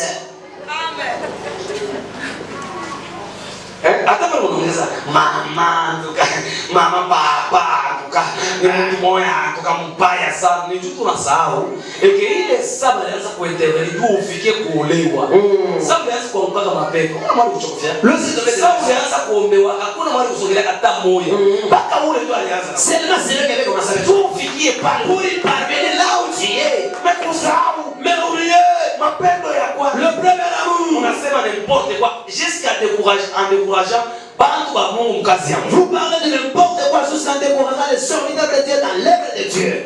Je ne dis pas la vérité. Je savais où elle dit. Où elle dit. Écoutez-moi. Apocalypse L'Apocalypse dit tu peux être saint, tu peux dans l'église. Tu te répands du péché. Mais à la maison, tu avais la femme. À l'époque, la double. Pour lui d'accepter, c'est lui le mari. Toi, d'aller presser devant le Lunga. Il y avait des frères qui venaient au niveau de Monique. La seule l'avait refusé. Il acceptait toi les Kamoko. Ils vont l'amener du Kamoko, n'est-ce pas? Oui. N'est-ce pas? Oui. Je connais là, j'ai déjà passé là-bas, je connais. Aujourd'hui maintenant,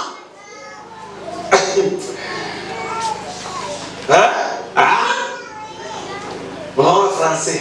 Tu connais même les Français.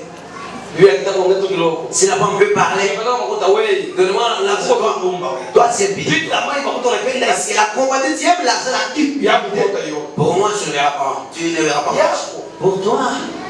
Avant d'avoir ça, tu étais comment? Si tu te souviens, tu ne peux pas parler de mon chien. Tu ne peux pas maltraiter ça. Tu ne peux pas le juger. Tu ne peux pas l'attaquer. Si tu as des tels à l'église, tu es saint. Mais à la maison, la sœur d'autrui. Tu dis, oh, d'abord dans le maquillage. Tu as pris les crayons. Les seuls vont te mettre des noirs. Toi, tu raser les soucis. Ici le rouge. Ici le noir. Ici les chocolats. Ici les mèches jaunes.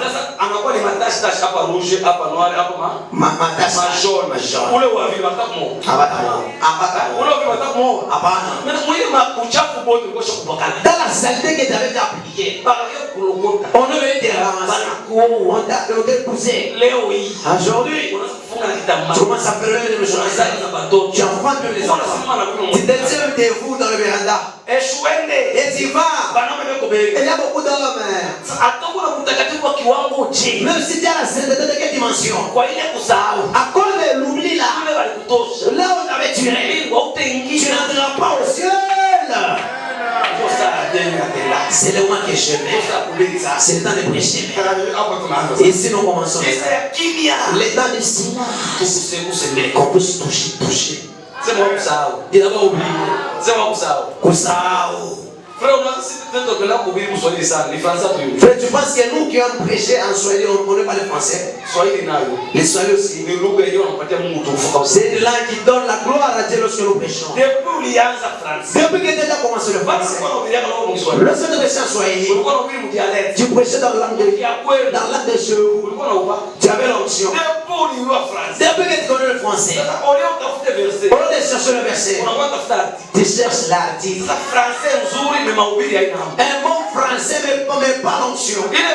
Tout ça, c'est parce que j'étais divin. Le son était. Pourquoi tu étais sorti? Tu attends de nous voir là où nous avons trouvé. Il veut qu'on puisse marcher comme on l'avait trouvé. Pourquoi changer? Une personne. Un jour la vie a Jésus. Jésus, moi je vais te laisser dans mes difficultés. Il dormait la nuit. Il voyait en train de marcher dans le désert. Il voyait les traces. Les traces de dans le désert, le soleil était ardent. Mais les traces des jambes d'une personne. Il s'est retrouvé en train d'entrer dans le jardin. Il y avait beaucoup d'arbres. Il y a toutes les choses qui étaient là. Mais cette personne, il s'est retrouvé. Il y avait des traces de pieds de deux personnes. Il s'est réveillé. Lui-même commençait à se donner l'intervention. Je comprends maintenant. Ça veut dire toi Jésus, tu fais ceci. Si je suis dans la souffrance, toi par là tu me laisses.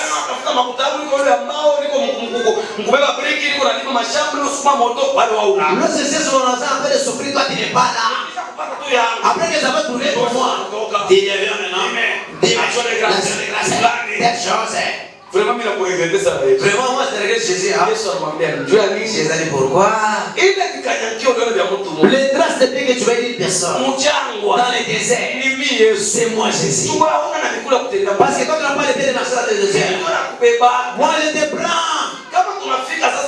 Si nous arrivons dans le jardin, je les dépose pour que tu puisses passer toi-même. Ta vie n'est pas mal de toi-même. C'est les dieux on ne sait pas toi-même. Souviens-toi là où Dieu t'avait tiré. Souviens ce que Dieu a fait pour toi. Et si Dieu a fait de cela, tu ne peux pas donner les temps. Tu ne peux pas les positions. Tu ne peux pas les faire dans la position dans l'église. Toi, tu dormais dans la maison de la lampe ancestrale. Les autres n'étaient même pas là.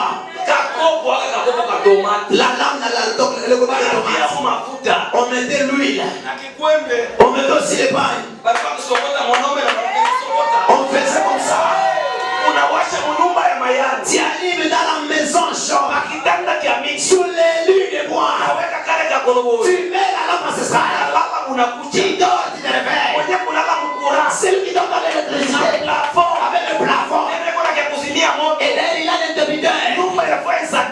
La maison est descendue immédiatement. Le Dieu qui n'a fait pas de Dieu aussi. Il va aussi la route à goudron. Tu donnes même les journaliers au guide. Tu attends que tu vas au ciel. Il a déjà oublié. Où ça, donné le premier amour.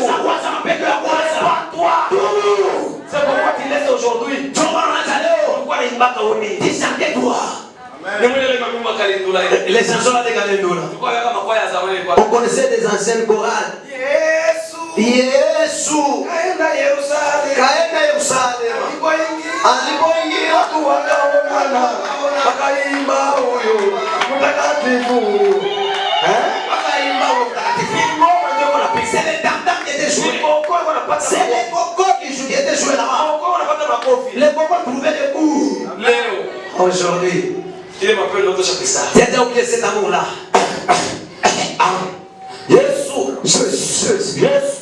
Jésus une des poissons.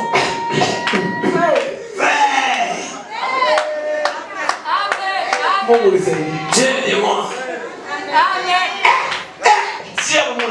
Nous que vous voyez, lorsqu'on prêchait l'évangile, Gaël, Mungu anakutuma fashi unalala munyumba ya bambuzi juu ya injili ya kweli. Banakatala kupatia nyumba unalala munyumba ya bambuzi. Unajifunika chemise, la chemise. Unajiuliza niko nataka kuchimbula oro hapa. Tu ne manges pas viande de l'or, non. Niko nataka kuhubiri injili. Je pas prêcher l'évangile. Bibi na mtoto unamwachia 500. L'enfant vient l'enfant sur 500 francs. Kwa séjour yake pendant mwezi mzima. C'est ça le séjour pendant le mois. Leo anze kuya. Aujourd'hui elle commence à manger. Unaanza kinywa. Quand tu manges la bouche. Sio kuyua parcours. C'est pas que ça ne pas le parcours. Kuyua mapendo ya kwanza. Tu devrais te rappeler du premier amour. Aujourd'hui maintenant. Vile para kwa nkombo. Comme il y a aussi le vietier. C'est ça qui va modérer. Demain c'est Esaïe. Demain les autres qui peuvent s'en donner. Moi je suis maman apôtre. C'est pourquoi moi, lorsque je me réveille, j'ai tout sur moi. Je modère moi-même. Même en commençant cette église. Moi-même protocole. Moi-même modérateur. Moi-même qui était moi-même j'arrive. L'église que je vais construire ici. Aujourd'hui, en entrant, vous entrez avec vos vacations.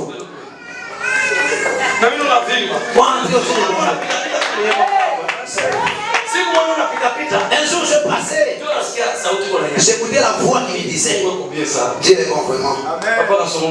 Papa a son délai de ministre. Alors, je dormais à la maison. Je dormais à la maison. Vous étiez dans l'équipe vendredi. Moi j'étais là. Si. Moi je rentre à 15, je suis apôtre. J'ai dormi. J'ai vu les gens là. Et ils ne frappent même pas la porte. Regarde. Je me suis réveillé. Je commençais à regarder. J'ai vu les anges qui étaient à côté de moi. Ils m'ont dit regarde celui-là. J'ai vu l'autre là. L'autre c'est qui? Celui que je voyais. C'était moi. Moi, on me disait que je puisse me voir. Toi qui es là, tu es toi là-bas. Toi aussi tu es quelque part encore. L'homme, tu as trois parties. Je me suis vu moi-même. Je suis arrivé dans l'église. Il y avait beaucoup de gens. Beaucoup de gens dans l'église. Si moi j'ai voulu l'église de 5000 personnes, je ne vois pas votre nombre ici. Vous n'avez pas même pas au nombre de protocoles. Et là je programme, je fais parler, ça sera de 50 000. Nous commençons avec 5 000 en train de monter. Parce que cet évangile, il y a beaucoup de gens que Dieu le réserve qui vont suivre.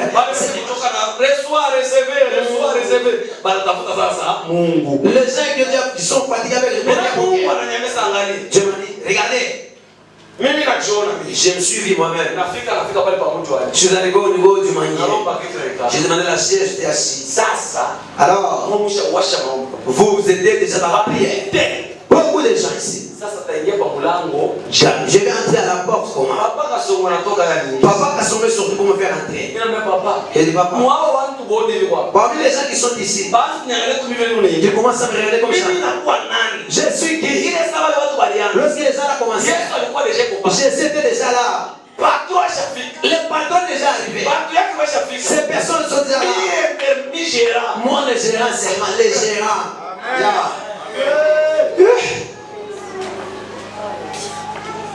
Unajua kama mtu ana maono kupotea. Ici, la personne, si tu n'as pas la vision, c'est quelqu'un qui est perdu. Na ndio maana mimi niliona maisha mzuri na mapendo ya Mungu. Mungu anaishi na sisi kwa mapendo wakati wote anatukemea. C'est pourquoi je vis une vie heureuse ensemble avec Dieu. Dieu vit avec nous dans l'amour lorsqu'il est en train de nous réveiller. En ce cas, Dieu n'ingie pale nikashinda. pour qu'il puisse entrer là, j'avais échoué. Papa va s'en retourner ici. C'était impossible. Maintenant, moi, Mimi naingia kwa ile mlango. je suis entré dans la Sasa société. ndio kotea madrum. Je commençais à passer par là, Anafichana mule en train de me cacher. boss ashaingia. Le patron est déjà arrivé. Leo washa kuingia. Mon fan est déjà entré. Moi déjà mko pale. Vous, vous étiez là. Mimi nakuwa nani? Moi, je suis le véhicule. Wewe nyuma Il ya est en retard. Jésus est déjà entré. Mwishi mwenzangu nisikie. C'est l'idée pour moi, écoutez-moi. Mimi niko na tubu na wewe tubu. Je me répands aussi, répands-toi. Ni vitu vya kawaida tu tunafanya. Ce sont les choses ordinaires que nous faisons. Watu wanakuingiza. Les gens qui te font entrer, Kesho ni heshima ya c'est kiongozi. le respect des dirigeants. Na ile kitu kilikuwa mwakiti. Cette chose était cantée dans la tête. Mapendo ya kwanza inapotea. Le premier amour était perdu. Pasero unasahau vile ulikuwa ukibeba kwa Biblia. Pasteur, tu oublies comme tu prenais la Bible quand même. Leo kubeba Biblia una tena pastor. Aujourd'hui, on prend la Bible, on prend plus la Bible, tu n'es plus pasteur. Amen. Ili ngatakosesha watu mbili. C'est ça qui fera manquer beaucoup de gens le ciel.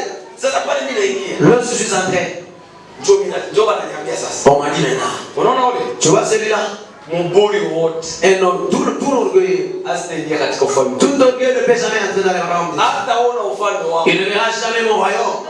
Mais ça mburi njoo wote. J'ai dit orgueilleux, Sasa mburi ule mburi. tu vas passer dans cet orgueil. Unaingia nyuma. Comme il entre en retard de tout le monde, c'est l'orgueil. Je dis, les gens, c'est les gens qui viennent en retard. Tu vois, il commence à être envoyé par les gens. Au lieu d'être envoyé par moi. Depuis ce jour-là, je suis venu ici. Combien de gens qui étaient là vendredi? C'est pourquoi moi j'irai au ciel à pied. Je suis sorti dans mon bureau. J'ai pris le micro. Je commençais à me repentir. Les choses on m'a fait sortir. C'est bien. C'est le respect. Mais auprès de Dieu, c'est amour. Nikamwambia mpaka somo ni kazi ya Mungu. Je vais dire papa somo c'est un bon boulot. Lakini tuiwe makwazade nje tunatembea la sava. Mais hii vingine tuache. Mais d'autres choses qu'on puisse abandonner. Amen. Amen. Mwamasikia kusikia fani. Asikie. Mwile mapendo ya kwanza Patauli alikuwa. Dans le premier amour que Patauli avait. Daisha majina yote. Je vais dire mapendo ya kwanza yenye Deni alikuwa na. Dans le premier amour que Deni avait. C'est lui qui avait pris beaucoup de temps aujourd'hui. Je vais parler aujourd'hui. Frère, nous, séminaire est dans sa 16h. Le séminaire est à 16h. Deni à 11h, il est là. Mungu va vous préparer des phases. La personne qui devait préparer le monde, il est là à 11h. Aujourd'hui, depuis Kanoa. Amen. Amen. Un jour, j'ai appelé. Frère, je ne vois pas aujourd'hui à l'église. Bote kunyuma nibaikalisha paske banacho mazoea kufika kukanisa nyuma njoo mimi nikasema leo hakuna kutoka hapa shehe moja twende wapi kukanisa pesa angalia sasa je te regarde sensé sema Mungu aturumie dis que Dieu nous pardonne kama kuna ukristo tuseme Mungu aturumie si à la chrétienté qu'on puisse dire que Dieu nous pardonne hii ndio mafundisho ya Ukristo c'est ça les enseignements de la chrétienté vous savez quoi ile ni adabu anakushushaka wewe les respects on les a iko wapi kwa shimo nani anakuwa kwa mbele mkadi wewe qui te connaît dans les quartiers toi les respects que toi tu as qui te connaît dans les toi heshima hapa le respect ici si ba kuabudu tu Yesu nous qui adorons seulement Jésus leo tunaanza kwa papa Léon siku moja kuna ubiri hizi un jour on prêchait l'évangile on doit les chercher le pantalon était déchiré arrêtez la connaissance hein? pantalon inakatika le au niveau des chairs. Je prêchais 6 mois et puis beaucoup de gens. Et d'ailleurs c'est récemment en 2006. Bon nombre de gens que je prêchais au niveau des chairs. Fiancé. La fiancée. Même moi sur le cadavre, elle était la sœur. Amen. Que Dieu te bénisse. Fiancé. La fiancée, la ceinture était déjà coupée. C'était déjà coupé ici. Alors, lorsque je prêchais, il m'a tombé le démon a commencé le combat avec tout le monde. C'était demandé à moi de réprimander ces esprits impies. Laissez-lui. En disant, laissez-lui. Le pantalon. On appelait à l'époque Tombola Waka. 5 personnes, vous devez entrer dans Tombola Waka. Tu portes même le lunette, l'amour de Jésus. Amen. La chrétienté du bonheur que vous voyez, Jean chapitre 16. Jésus a dit dans Jean chapitre 16. Vous allez pleurer les mots de la joie. Il y a d'autres choses que Dieu nous prive avec la demande. Protégez, gardez la foi très bien. La télévision, à cause de la télé. Tu ne pries plus, il n'y a pas de dormir. Que Dieu te donne le bien privé, tu vas dormir dans l'aéroport. Il y a un autre dans l'aéroport. Amen. Le pantalon était dit. Malgré j'avais touché mais les gens. Regardez cet port, pasteur, dans l'église. Il devait venir comme ça. Sors. Lorsque ça se faisait, je voyais la honte. Aujourd'hui, lorsque je témoigne, tu vois, c'est le bonheur. Toi, c'est quelle histoire que tu es en train d'écrire? Ce que tu diras, moi, l'histoire. Par rapport que tu peux causer parler de cela avec sa finalité. C'est ma mère. Dites un bon amen. C'est ma mère. Amen. J'étais dans le Jésus. C'était ce qui était parti. Les gens. Papa, il a tapé le numéro. C'est bien ici. Les démons sortent.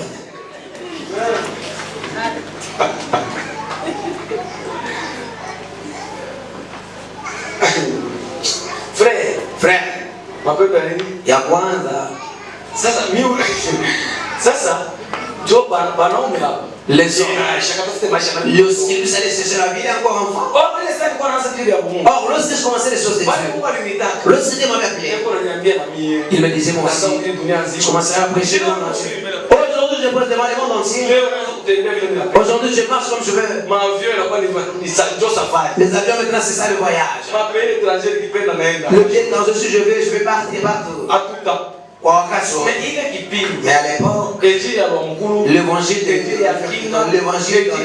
l'évangile de la moto.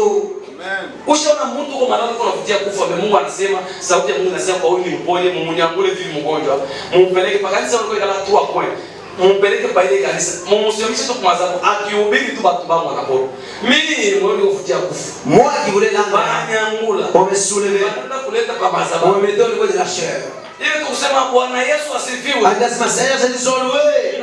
J'étais guéri. Je commençais à prophétiser les gens pendant toute la journée. L'œuvre de Dieu.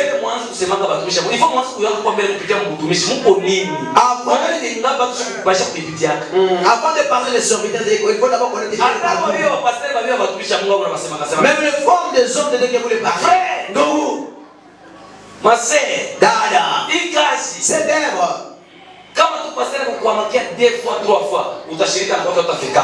Sasa ule mwanamke anaishi naye miaka na miaka. Dans la femme yeye anasiportaka binga. Tu sais elle soit bwana atamwacha mwezi mzima, mwaka mzima yuko mkazi ya Mungu. Papa ndo alikuwa anamwacha mama leo 3 ans ashweke sasa. Tena unaona vitu kwa bibi. Kama ukibeba unaenda kama ni fast kani. C'est que Mungu atajibebea peke gharama. Au wewe sasa hivi utamtumia $10, $20. Avec mtoto wangu ule saranga ni bébé. Avec ma fille Sarah qui est Tunaendelea mshene hata 7 jours. vous entrez des 7 jours. Unakunywa bui na chumvi. Vous prenez la bouillie et du sel. Sasa kuna kuya muogo. La femme qui prenait le manioc, Chakula ya yeye kuya kwa kutosha maziba. c'est ça la nourriture pour amener le lait. Kale kabebe kama magonjwa. Le bébé la maladie là. Mungu anaenda nako ni kila siku magonjwa. Vous allez avec elle tous les jours dans des Mungu bouches. anasema 3 jours jeûne. Dieu a dit 3 jours de jeûne. Kesha kubilima. Vous allez terminer au bout de montagne. Vous allez partir dans les montagnes. Jangwa na milima. Wote wamwambia nani? Le désert des montagnes Nani il a qui? atakusikia? Qui est-ce que tu vas expliquer cela? Amen. Itika amen. Acceptez. Ile yote iko nakupatia. Tout ça c'était dans Nilikutia moyo mwenye parcours. c'était fortifié toi qui mène le parcours là. Mkristo yule. Depuis que tu Wakati Mungu atakuinua. le Seigneur va t'élever. Mzee Jason alifundisha dimanche. Ancien de soi avait enseigné. Anasema hivi. Il avait dit ceci. Mzee Jason anasema. Ancien de soi avait dit ceci. Asa alisoma tu kama proverbe. Il avait lu l'écriture dans Proverbe. Anasema hivi. Il a dit ceci. Wakati Biblia inasema usiseme wakati Mungu alipokuinua sasa ilikuwa ni akili yako. Il ne faut pas dire lorsque Dieu t'avait élevé en disant que c'était Pasteur Rajabu Kusi. Mchungaji Rajabu Kusi. Ukikumbuka kule Mungu Si alitutoa. on se rappelle d'où Dieu nous a tirés. Position si kwa Mungu. La position d'adorer Dieu c'est comme ça. Kama ndio tunalikuwa mlivyo. Si aujourd'hui nous sommes dans le niveau, Bakulomba baraka, en demandant la baraka, bakuomba ushindi. en demandant la victoire, victoire. Baba, Baba, en adorant aussi, wewe toi, sasa kitu ya kulalia hii. le stationnement pour dormir. Peut-être baba kwa wakati. Peut-être ton père n'avait pas. Bakakuzala kwa sasa. On t'avait enfanté au niveau des sacs. Leo unakuwa na la kumusa. Aujourd'hui, tu passes une nuit sur le lit. Usiako wanana la kumayani mpaka na Tes leo. frères passent une nuit sur le sable jusqu'aujourd'hui. Mulaka Mungu abakumchomaka Yesu Mungu. Ils n'avaient pas insulté Dieu ni Mungu condamné. anafanya wewe. Dieu qui a fait à toi. Watoto babenza. Les enfants des autres. Ni bayaya. Ils ont. Leta. Nitakupiga wewe. Ule mtoto ni wa Mungu. Cet enfant-là est pour une personne. Mwana Eva naenda kubaitaisha kama maternité. Et le surnommé a prêté la maternité. Barika kumvisiter leo hospital. On devait nous suivre le visiter à l'hôpital. Mama mubisi wako na kimo kresovia. Jo kebele kresovia wewe. Unataka kunichezea nipanda mubisi. Il m'a dit, je ne sais pas, je demande parce que je prie votre fils. Jo receveur anasema. Le receveur a dit, Anaambia chauffeur. ya, Ya. Hello man. hello maman. Ana ujana ndio mzami mwenza. Il veut voir c'est son ami. Mais mimi sina mwali leo. Il doit ton âge là. Usinisobele hivi tunaikala mu Dubai. Faut pas t'habituer de voir parce que nous sommes dans le bus. Kwa nini shakufika wewe fika? Là où je suis arrivé, toi tu n'es jamais arrivé. Wapi Où est-ce que tu l'as fait? ya, mwambie. Dis-lui d'abord. Juzi mimi sikuwa mu California. Le soir avant c'était dans la Californie. Alienda Kubangi. Il est allé au travers du chambre. Kule gani? Celui-là aussi. Bali mteshane wa maternité. On avait appris aussi la Mama maternité. yake kuleka bu. Akuya miyoko sasa ndio unapeka lo. Wewe yako mimi mabezana kuleka kulongo yako ni kuchukia bwana. Toi, la grossesse de tes amis, ils prennent de la terre, ils prennent des carolins. Yeye kulongo. Et aussi avait pris les carolins. Bana kunywa ile chai. On avait aussi l'idée. Melezita. Mais les résultats. Amen. Kuna wako kwa Tu as aussi ton enfant wa kusoma na kusoma. qui lui-même qui étudie. Kuita na mama. Il t'appelle maman. Kama mwana anazala mtoto wa kumuua anazala mtoto na mtoto kinapiga mbaki na muua. Wewe kuna uwako shughuli. Toi, tu as un enfant qui te tue pas. Ndio Mungu. C'est ça, Dieu. Unapaswa kumwabudu. Tu vas l'adorer comment? Unapaswa kufanya mambo yake Tu jini. vas travailler Unapaswa comment? privilégier Tu jini. vas le privilégier comment? Ingratitude. L'ingratitude. Itakuonyesha Wakristo wengi Tu mbingu. vas manquer beaucoup de choses. Kwa Mungu yakuwa na Parce makazi. que l'autre ne veut pas qu'on te travaille. Msumete kwa Mungu. Vous vous soumettez à vous de Dieu. Kwa Mungu ya L'autre France. ne connaissez pas comme les Français. Kuhubiri je. Vous vous pressez comment? Leo. Aujourd'hui, Mapendo ya kwanza. le premier amour, il n'y a plus. Ya pili. Deuxièmement, Neno ya kwanza. quel que se plaît les choses, Au mapendo ya il nini? y a kwanza. Okay. Okay. Kwa mapendo ya kwanza juu mapepo itoke sana ulikuwa unafungaka. Leo ufungaje? Dans le premier amour, pour que les démons puissent sortir du jeûne, aujourd'hui tu jeûnes plus. Kuimba bien sana. Chantez très bien.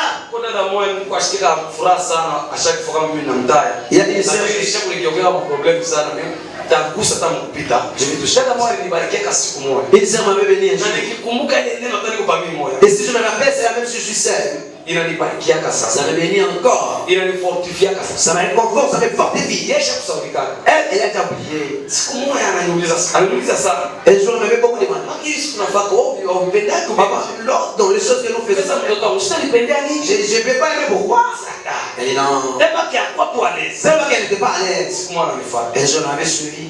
Ndio anaanza niambia. Comment ça veut dire? Hasa papa mie Papa, moi, hata siku moja utufelicite kwa. en aucun jour, toi, tu nous félicites même pas. Nasema ushika kufelicite. J'ai des choses de te féliciter. Ni siku ile utafaka ya kupata felicitation. C'est des choses que tu feras des choses pour avoir de félicitations. Ndio siku moja kaniambia. Un jour, elle m'avait dit ceci. Hasa mimi naimba mkanisa sana. J'ai beaucoup chanté dans l'église. Pasteur anasimama après qui. Le pasteur s'est tenu après qu'il Ananiambia sema wewe m'a dit, toi, sœur, vile vyote unaimbaka. tout ce que tu chantes Mimi ici, sijakusikiaka hata siku hii. je ne t'ai jamais écouté dans quel jour. Nikashiriki.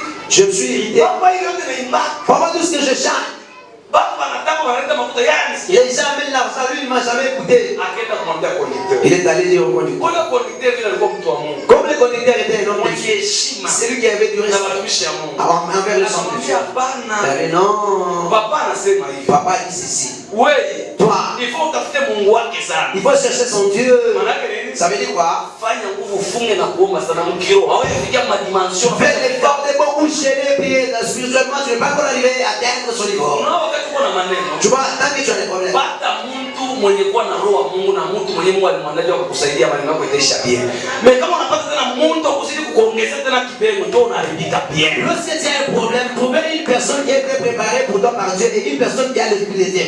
Lorsque tu vas trouver une personne qui n'a pas l'esprit de Dieu et qui n'était pas préparée pour toi, tes choses seront encore plus pires. Unasikia nini? Écoutez-moi, Jole mtu anamwambia sasa. cette personne dit ceci. Anasema hapana. Il dit non, Asa nikaingia mafungo ya 3 jours. je suis entré dans les jeunes de 3 jours. Mimi naomba. J'ai prié. Nafika Je suis dimanche. arrivé dimanche. Nabeba micro. J'ai pris le micro. Niko naimba. J'ai chanté. Pasteur anaongea $50. Pasteur était venu $50. Leo ndio naimba sana. Aujourd'hui, tu as chanté.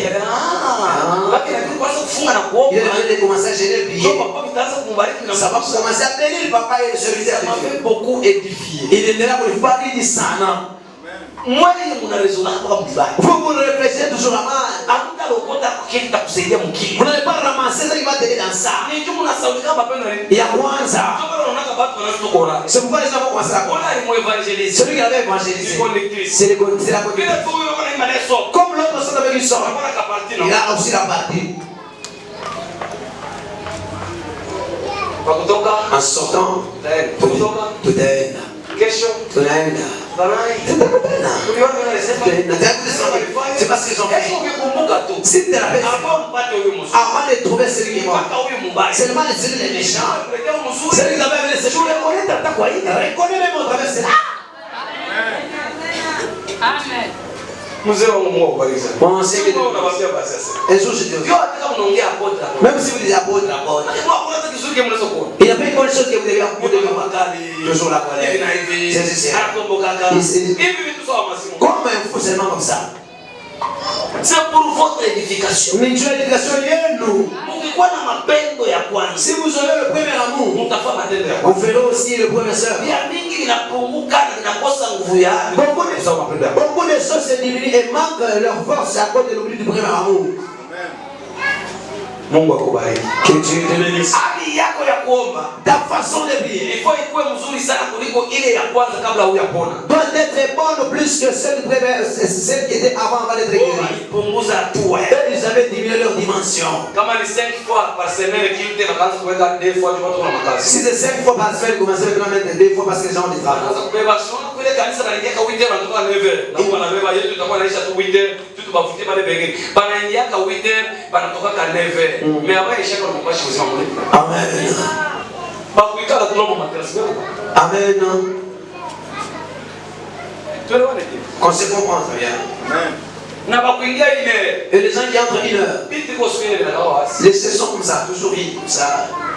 Na ba kuingia 6h. Et les gens qui entrent 6 heures, Sasa bana yala kapana hivi. à un certain moment, ils sont pleins jusqu'au dehors. Ile ni mambo ya Mungu. Ça, c'est l'affaire de Dieu. Itembee programu ya Que Mungu. ça marche selon le Kanisa ya programme. zamani L'église qui iliongozwa na Roho qui Mtakatifu. était dirigée par le Saint-Esprit. Kanisa ya leo L'église nouvelle veut être dirigée par les personnes. siku njo ya Mungu, La journée pour Dieu, lakini saa ni yenu. mais l'heure vous appartient. Ya pili, Deuxième, piga makofi kwa Mungu kwa Mungu. acclamez pour la plateau. L'église est civile. Kanisa ya Smyrna. Hii ya kwanza tunazungumzia condition ya kwanza ni kutokusoma mapendo ya nini? Ya kwanza. Amen. Haleluya. Haleluya.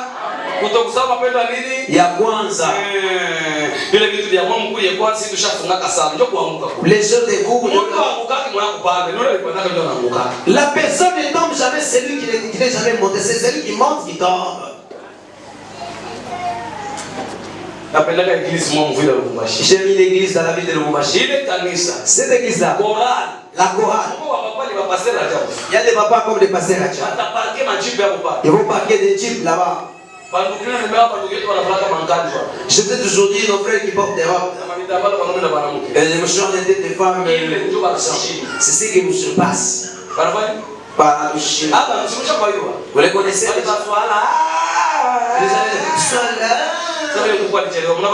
Vous les connaissez? Une sœur que j'avais un rendez-vous avec elle. Le rendez-vous était pour la donner l'argent. Elle m'a dit si elle arrive à 12h30, je vais adorer. J'étais dans un bon bureau. Et derrière la financière. Je croyais que c'était faux. 12h25 minutes, à 12h25 minutes, je suis arrivé. J'avais trouvé dehors en train de partir. Mais toi et ton argent, tu vas rester. Le temps maintenant d'aller prier. Les autres, c'est le travail vain que tu es en train de travailler. Tu es chrétien par rapport à quoi? Je te demande si tu es chrétien par rapport à quoi? Un chrétien qui s'absente au milieu. Même le pasteur n'est pas au courant de son absence. C'est ça le premier sens de la négligence. Toute personne qui te considère, chaque activité tu vas connaître. Et même son absence tu connaîtras. C'est pourquoi tu vois si tu t'absentes, je ne peux pas t'appeler. Je t'appelle pour avoir te scandaliser.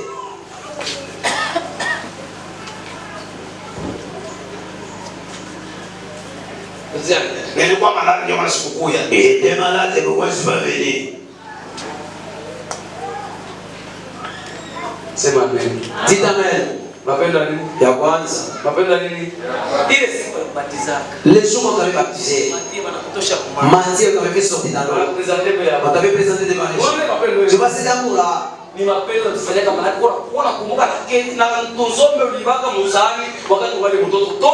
C'est l'amour que tu te rappelles, mais c'est que tu avais fait au cas de l'enfance. Et quand il y a les sourds, c'est tout la ville de Lubumbashi.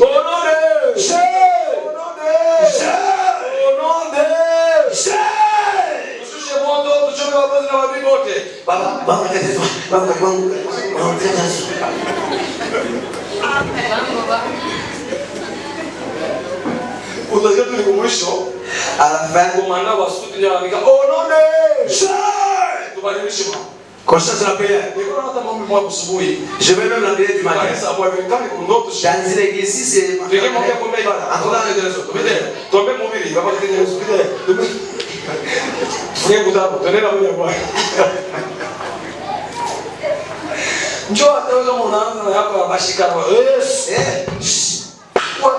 les temps.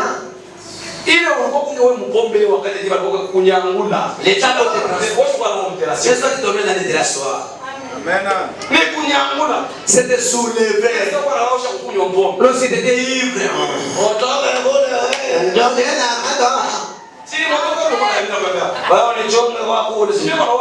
C'est ce qui tue même. Dieu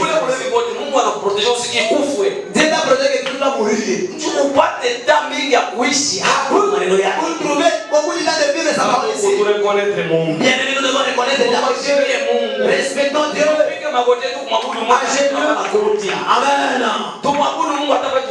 Adorons Dieu même sur nous. Adorons Dieu sur nous avons le boulot. Parce qu'il y a ce qu'il avait fait à cause de nous. Si nous avons oublié le premier amour de l'église, la première église, il n'y avait personne qui manquait la chose. L'église d'aujourd'hui, il n'y a pas une personne qui manque les problèmes de l'autre. L'église des malades. Ce sont des portiques et des portiques. On m'avait fait.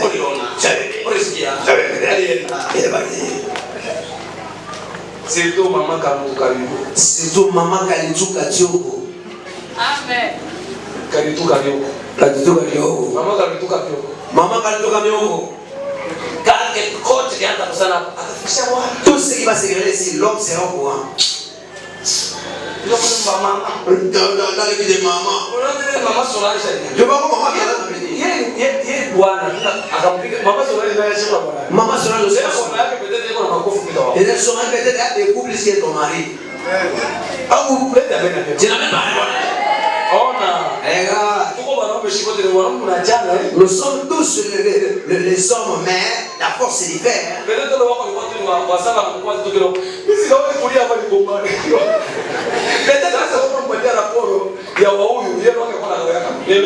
C'est quoi? C'est qui? C'est moi. Fais ce que tu vas faire. Tu vois pas que ce sont des choses vaines. Amen. Amen. Le moment où vous avez fait tuer une maman de 50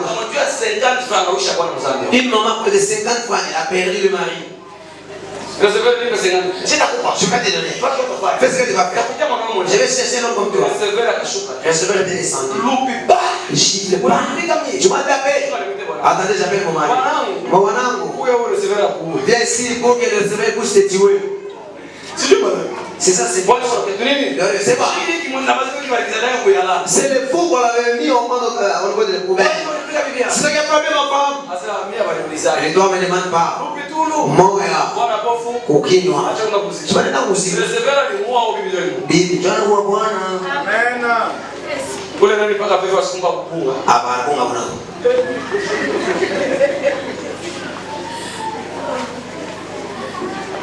Ah, bon, il y a quoi ça? Kitu. L'église d'aujourd'hui. La Sainte Seine, il n'y a plus. Je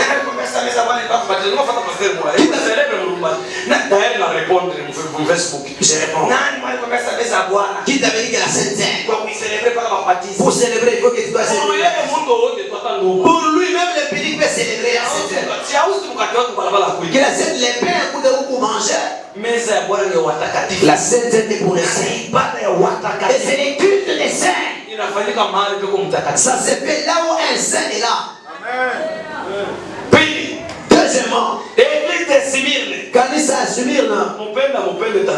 En vouloir ou pas, je vais vous prêcher. Chapitre 2, verset 8 à 11. Sura ya pili mstari wake wa 8 hadi 11. Smyrna, maana yake, sa signification, uchungu. L'amertume. Smyrna maana yake uchungu. Smyrna, ça veut dire l'amertume. Hii kanisa, cette église ya Smyrna, de Smyrna, ni kanisa yenyewe. C'est une église ilikuwa na mateso mengi. Qui avait beaucoup de souffrance. Mais neno kubwa, mais une grande chose. Yenye kanisa Mungu aliomba. Que ce que Dieu avait recommandé à cette église. Hii kanisa, cette église. Mungu aliomba hii kanisa. Dieu avait recommandé à cette église. Quel que soit uchungu, quelle que soit l'amertume, mateso, la souffrance, magumu, le difficulté, la pauvreté, hii kanisa, et cette église. Neno kubwa, une grande chose. Alléluia. Amen. Ilikuwa ni uaminifu. C'était la fidélité. Nous nous ensemble de la fidélité. Sema bien. N'a pas encore bien dit. Sema uaminifu. Uaminifu. Sema na nguvu uaminifu. Uaminifu. Kanisa ya Smyrna. L'église de Smyrna. Ni deuxième condition pour kuichi mbingu. C'est notre deuxième condition pour être le. Huko tunafunda kitu kimoja. Ici nous enseignons ces choses. C'est la fidélité. Uaminifu. Quelle que soit la douleur. Ijapokuwa Quelle que soit l'amertume. Ijapokuwa machungu. Walibakia waaminifu. Il restait fidèle. Hata unakosa mafuta. Même si tu manques la lotion. Hata unakosa mafuta. Même si tu manques l'argent. Hata unazalaulika. Même si tu es brisé. Hata unalala chini. Même si tu dors par terre. Hebu apote hata na motoka. Il apporte même s'il n'a pas la voiture. C'est à cause de la fidélité. Wengi wanamwacha Mungu. Plusieurs abandonnent Dieu. Tafuta makuvara ya mashetani. Et ils cherchent le pouvoir diabolique. Juu ya manque ya kukosa uaminifu. À cause du manque de la fidélité. Amen. Kwa hiyo na m'inviter mardi. Je vous invite mardi. Que tuendelee Mungu abibariki. Venez-y qu'on puisse continuer et que Dieu vous bénisse. Piga makofi tena Mungu.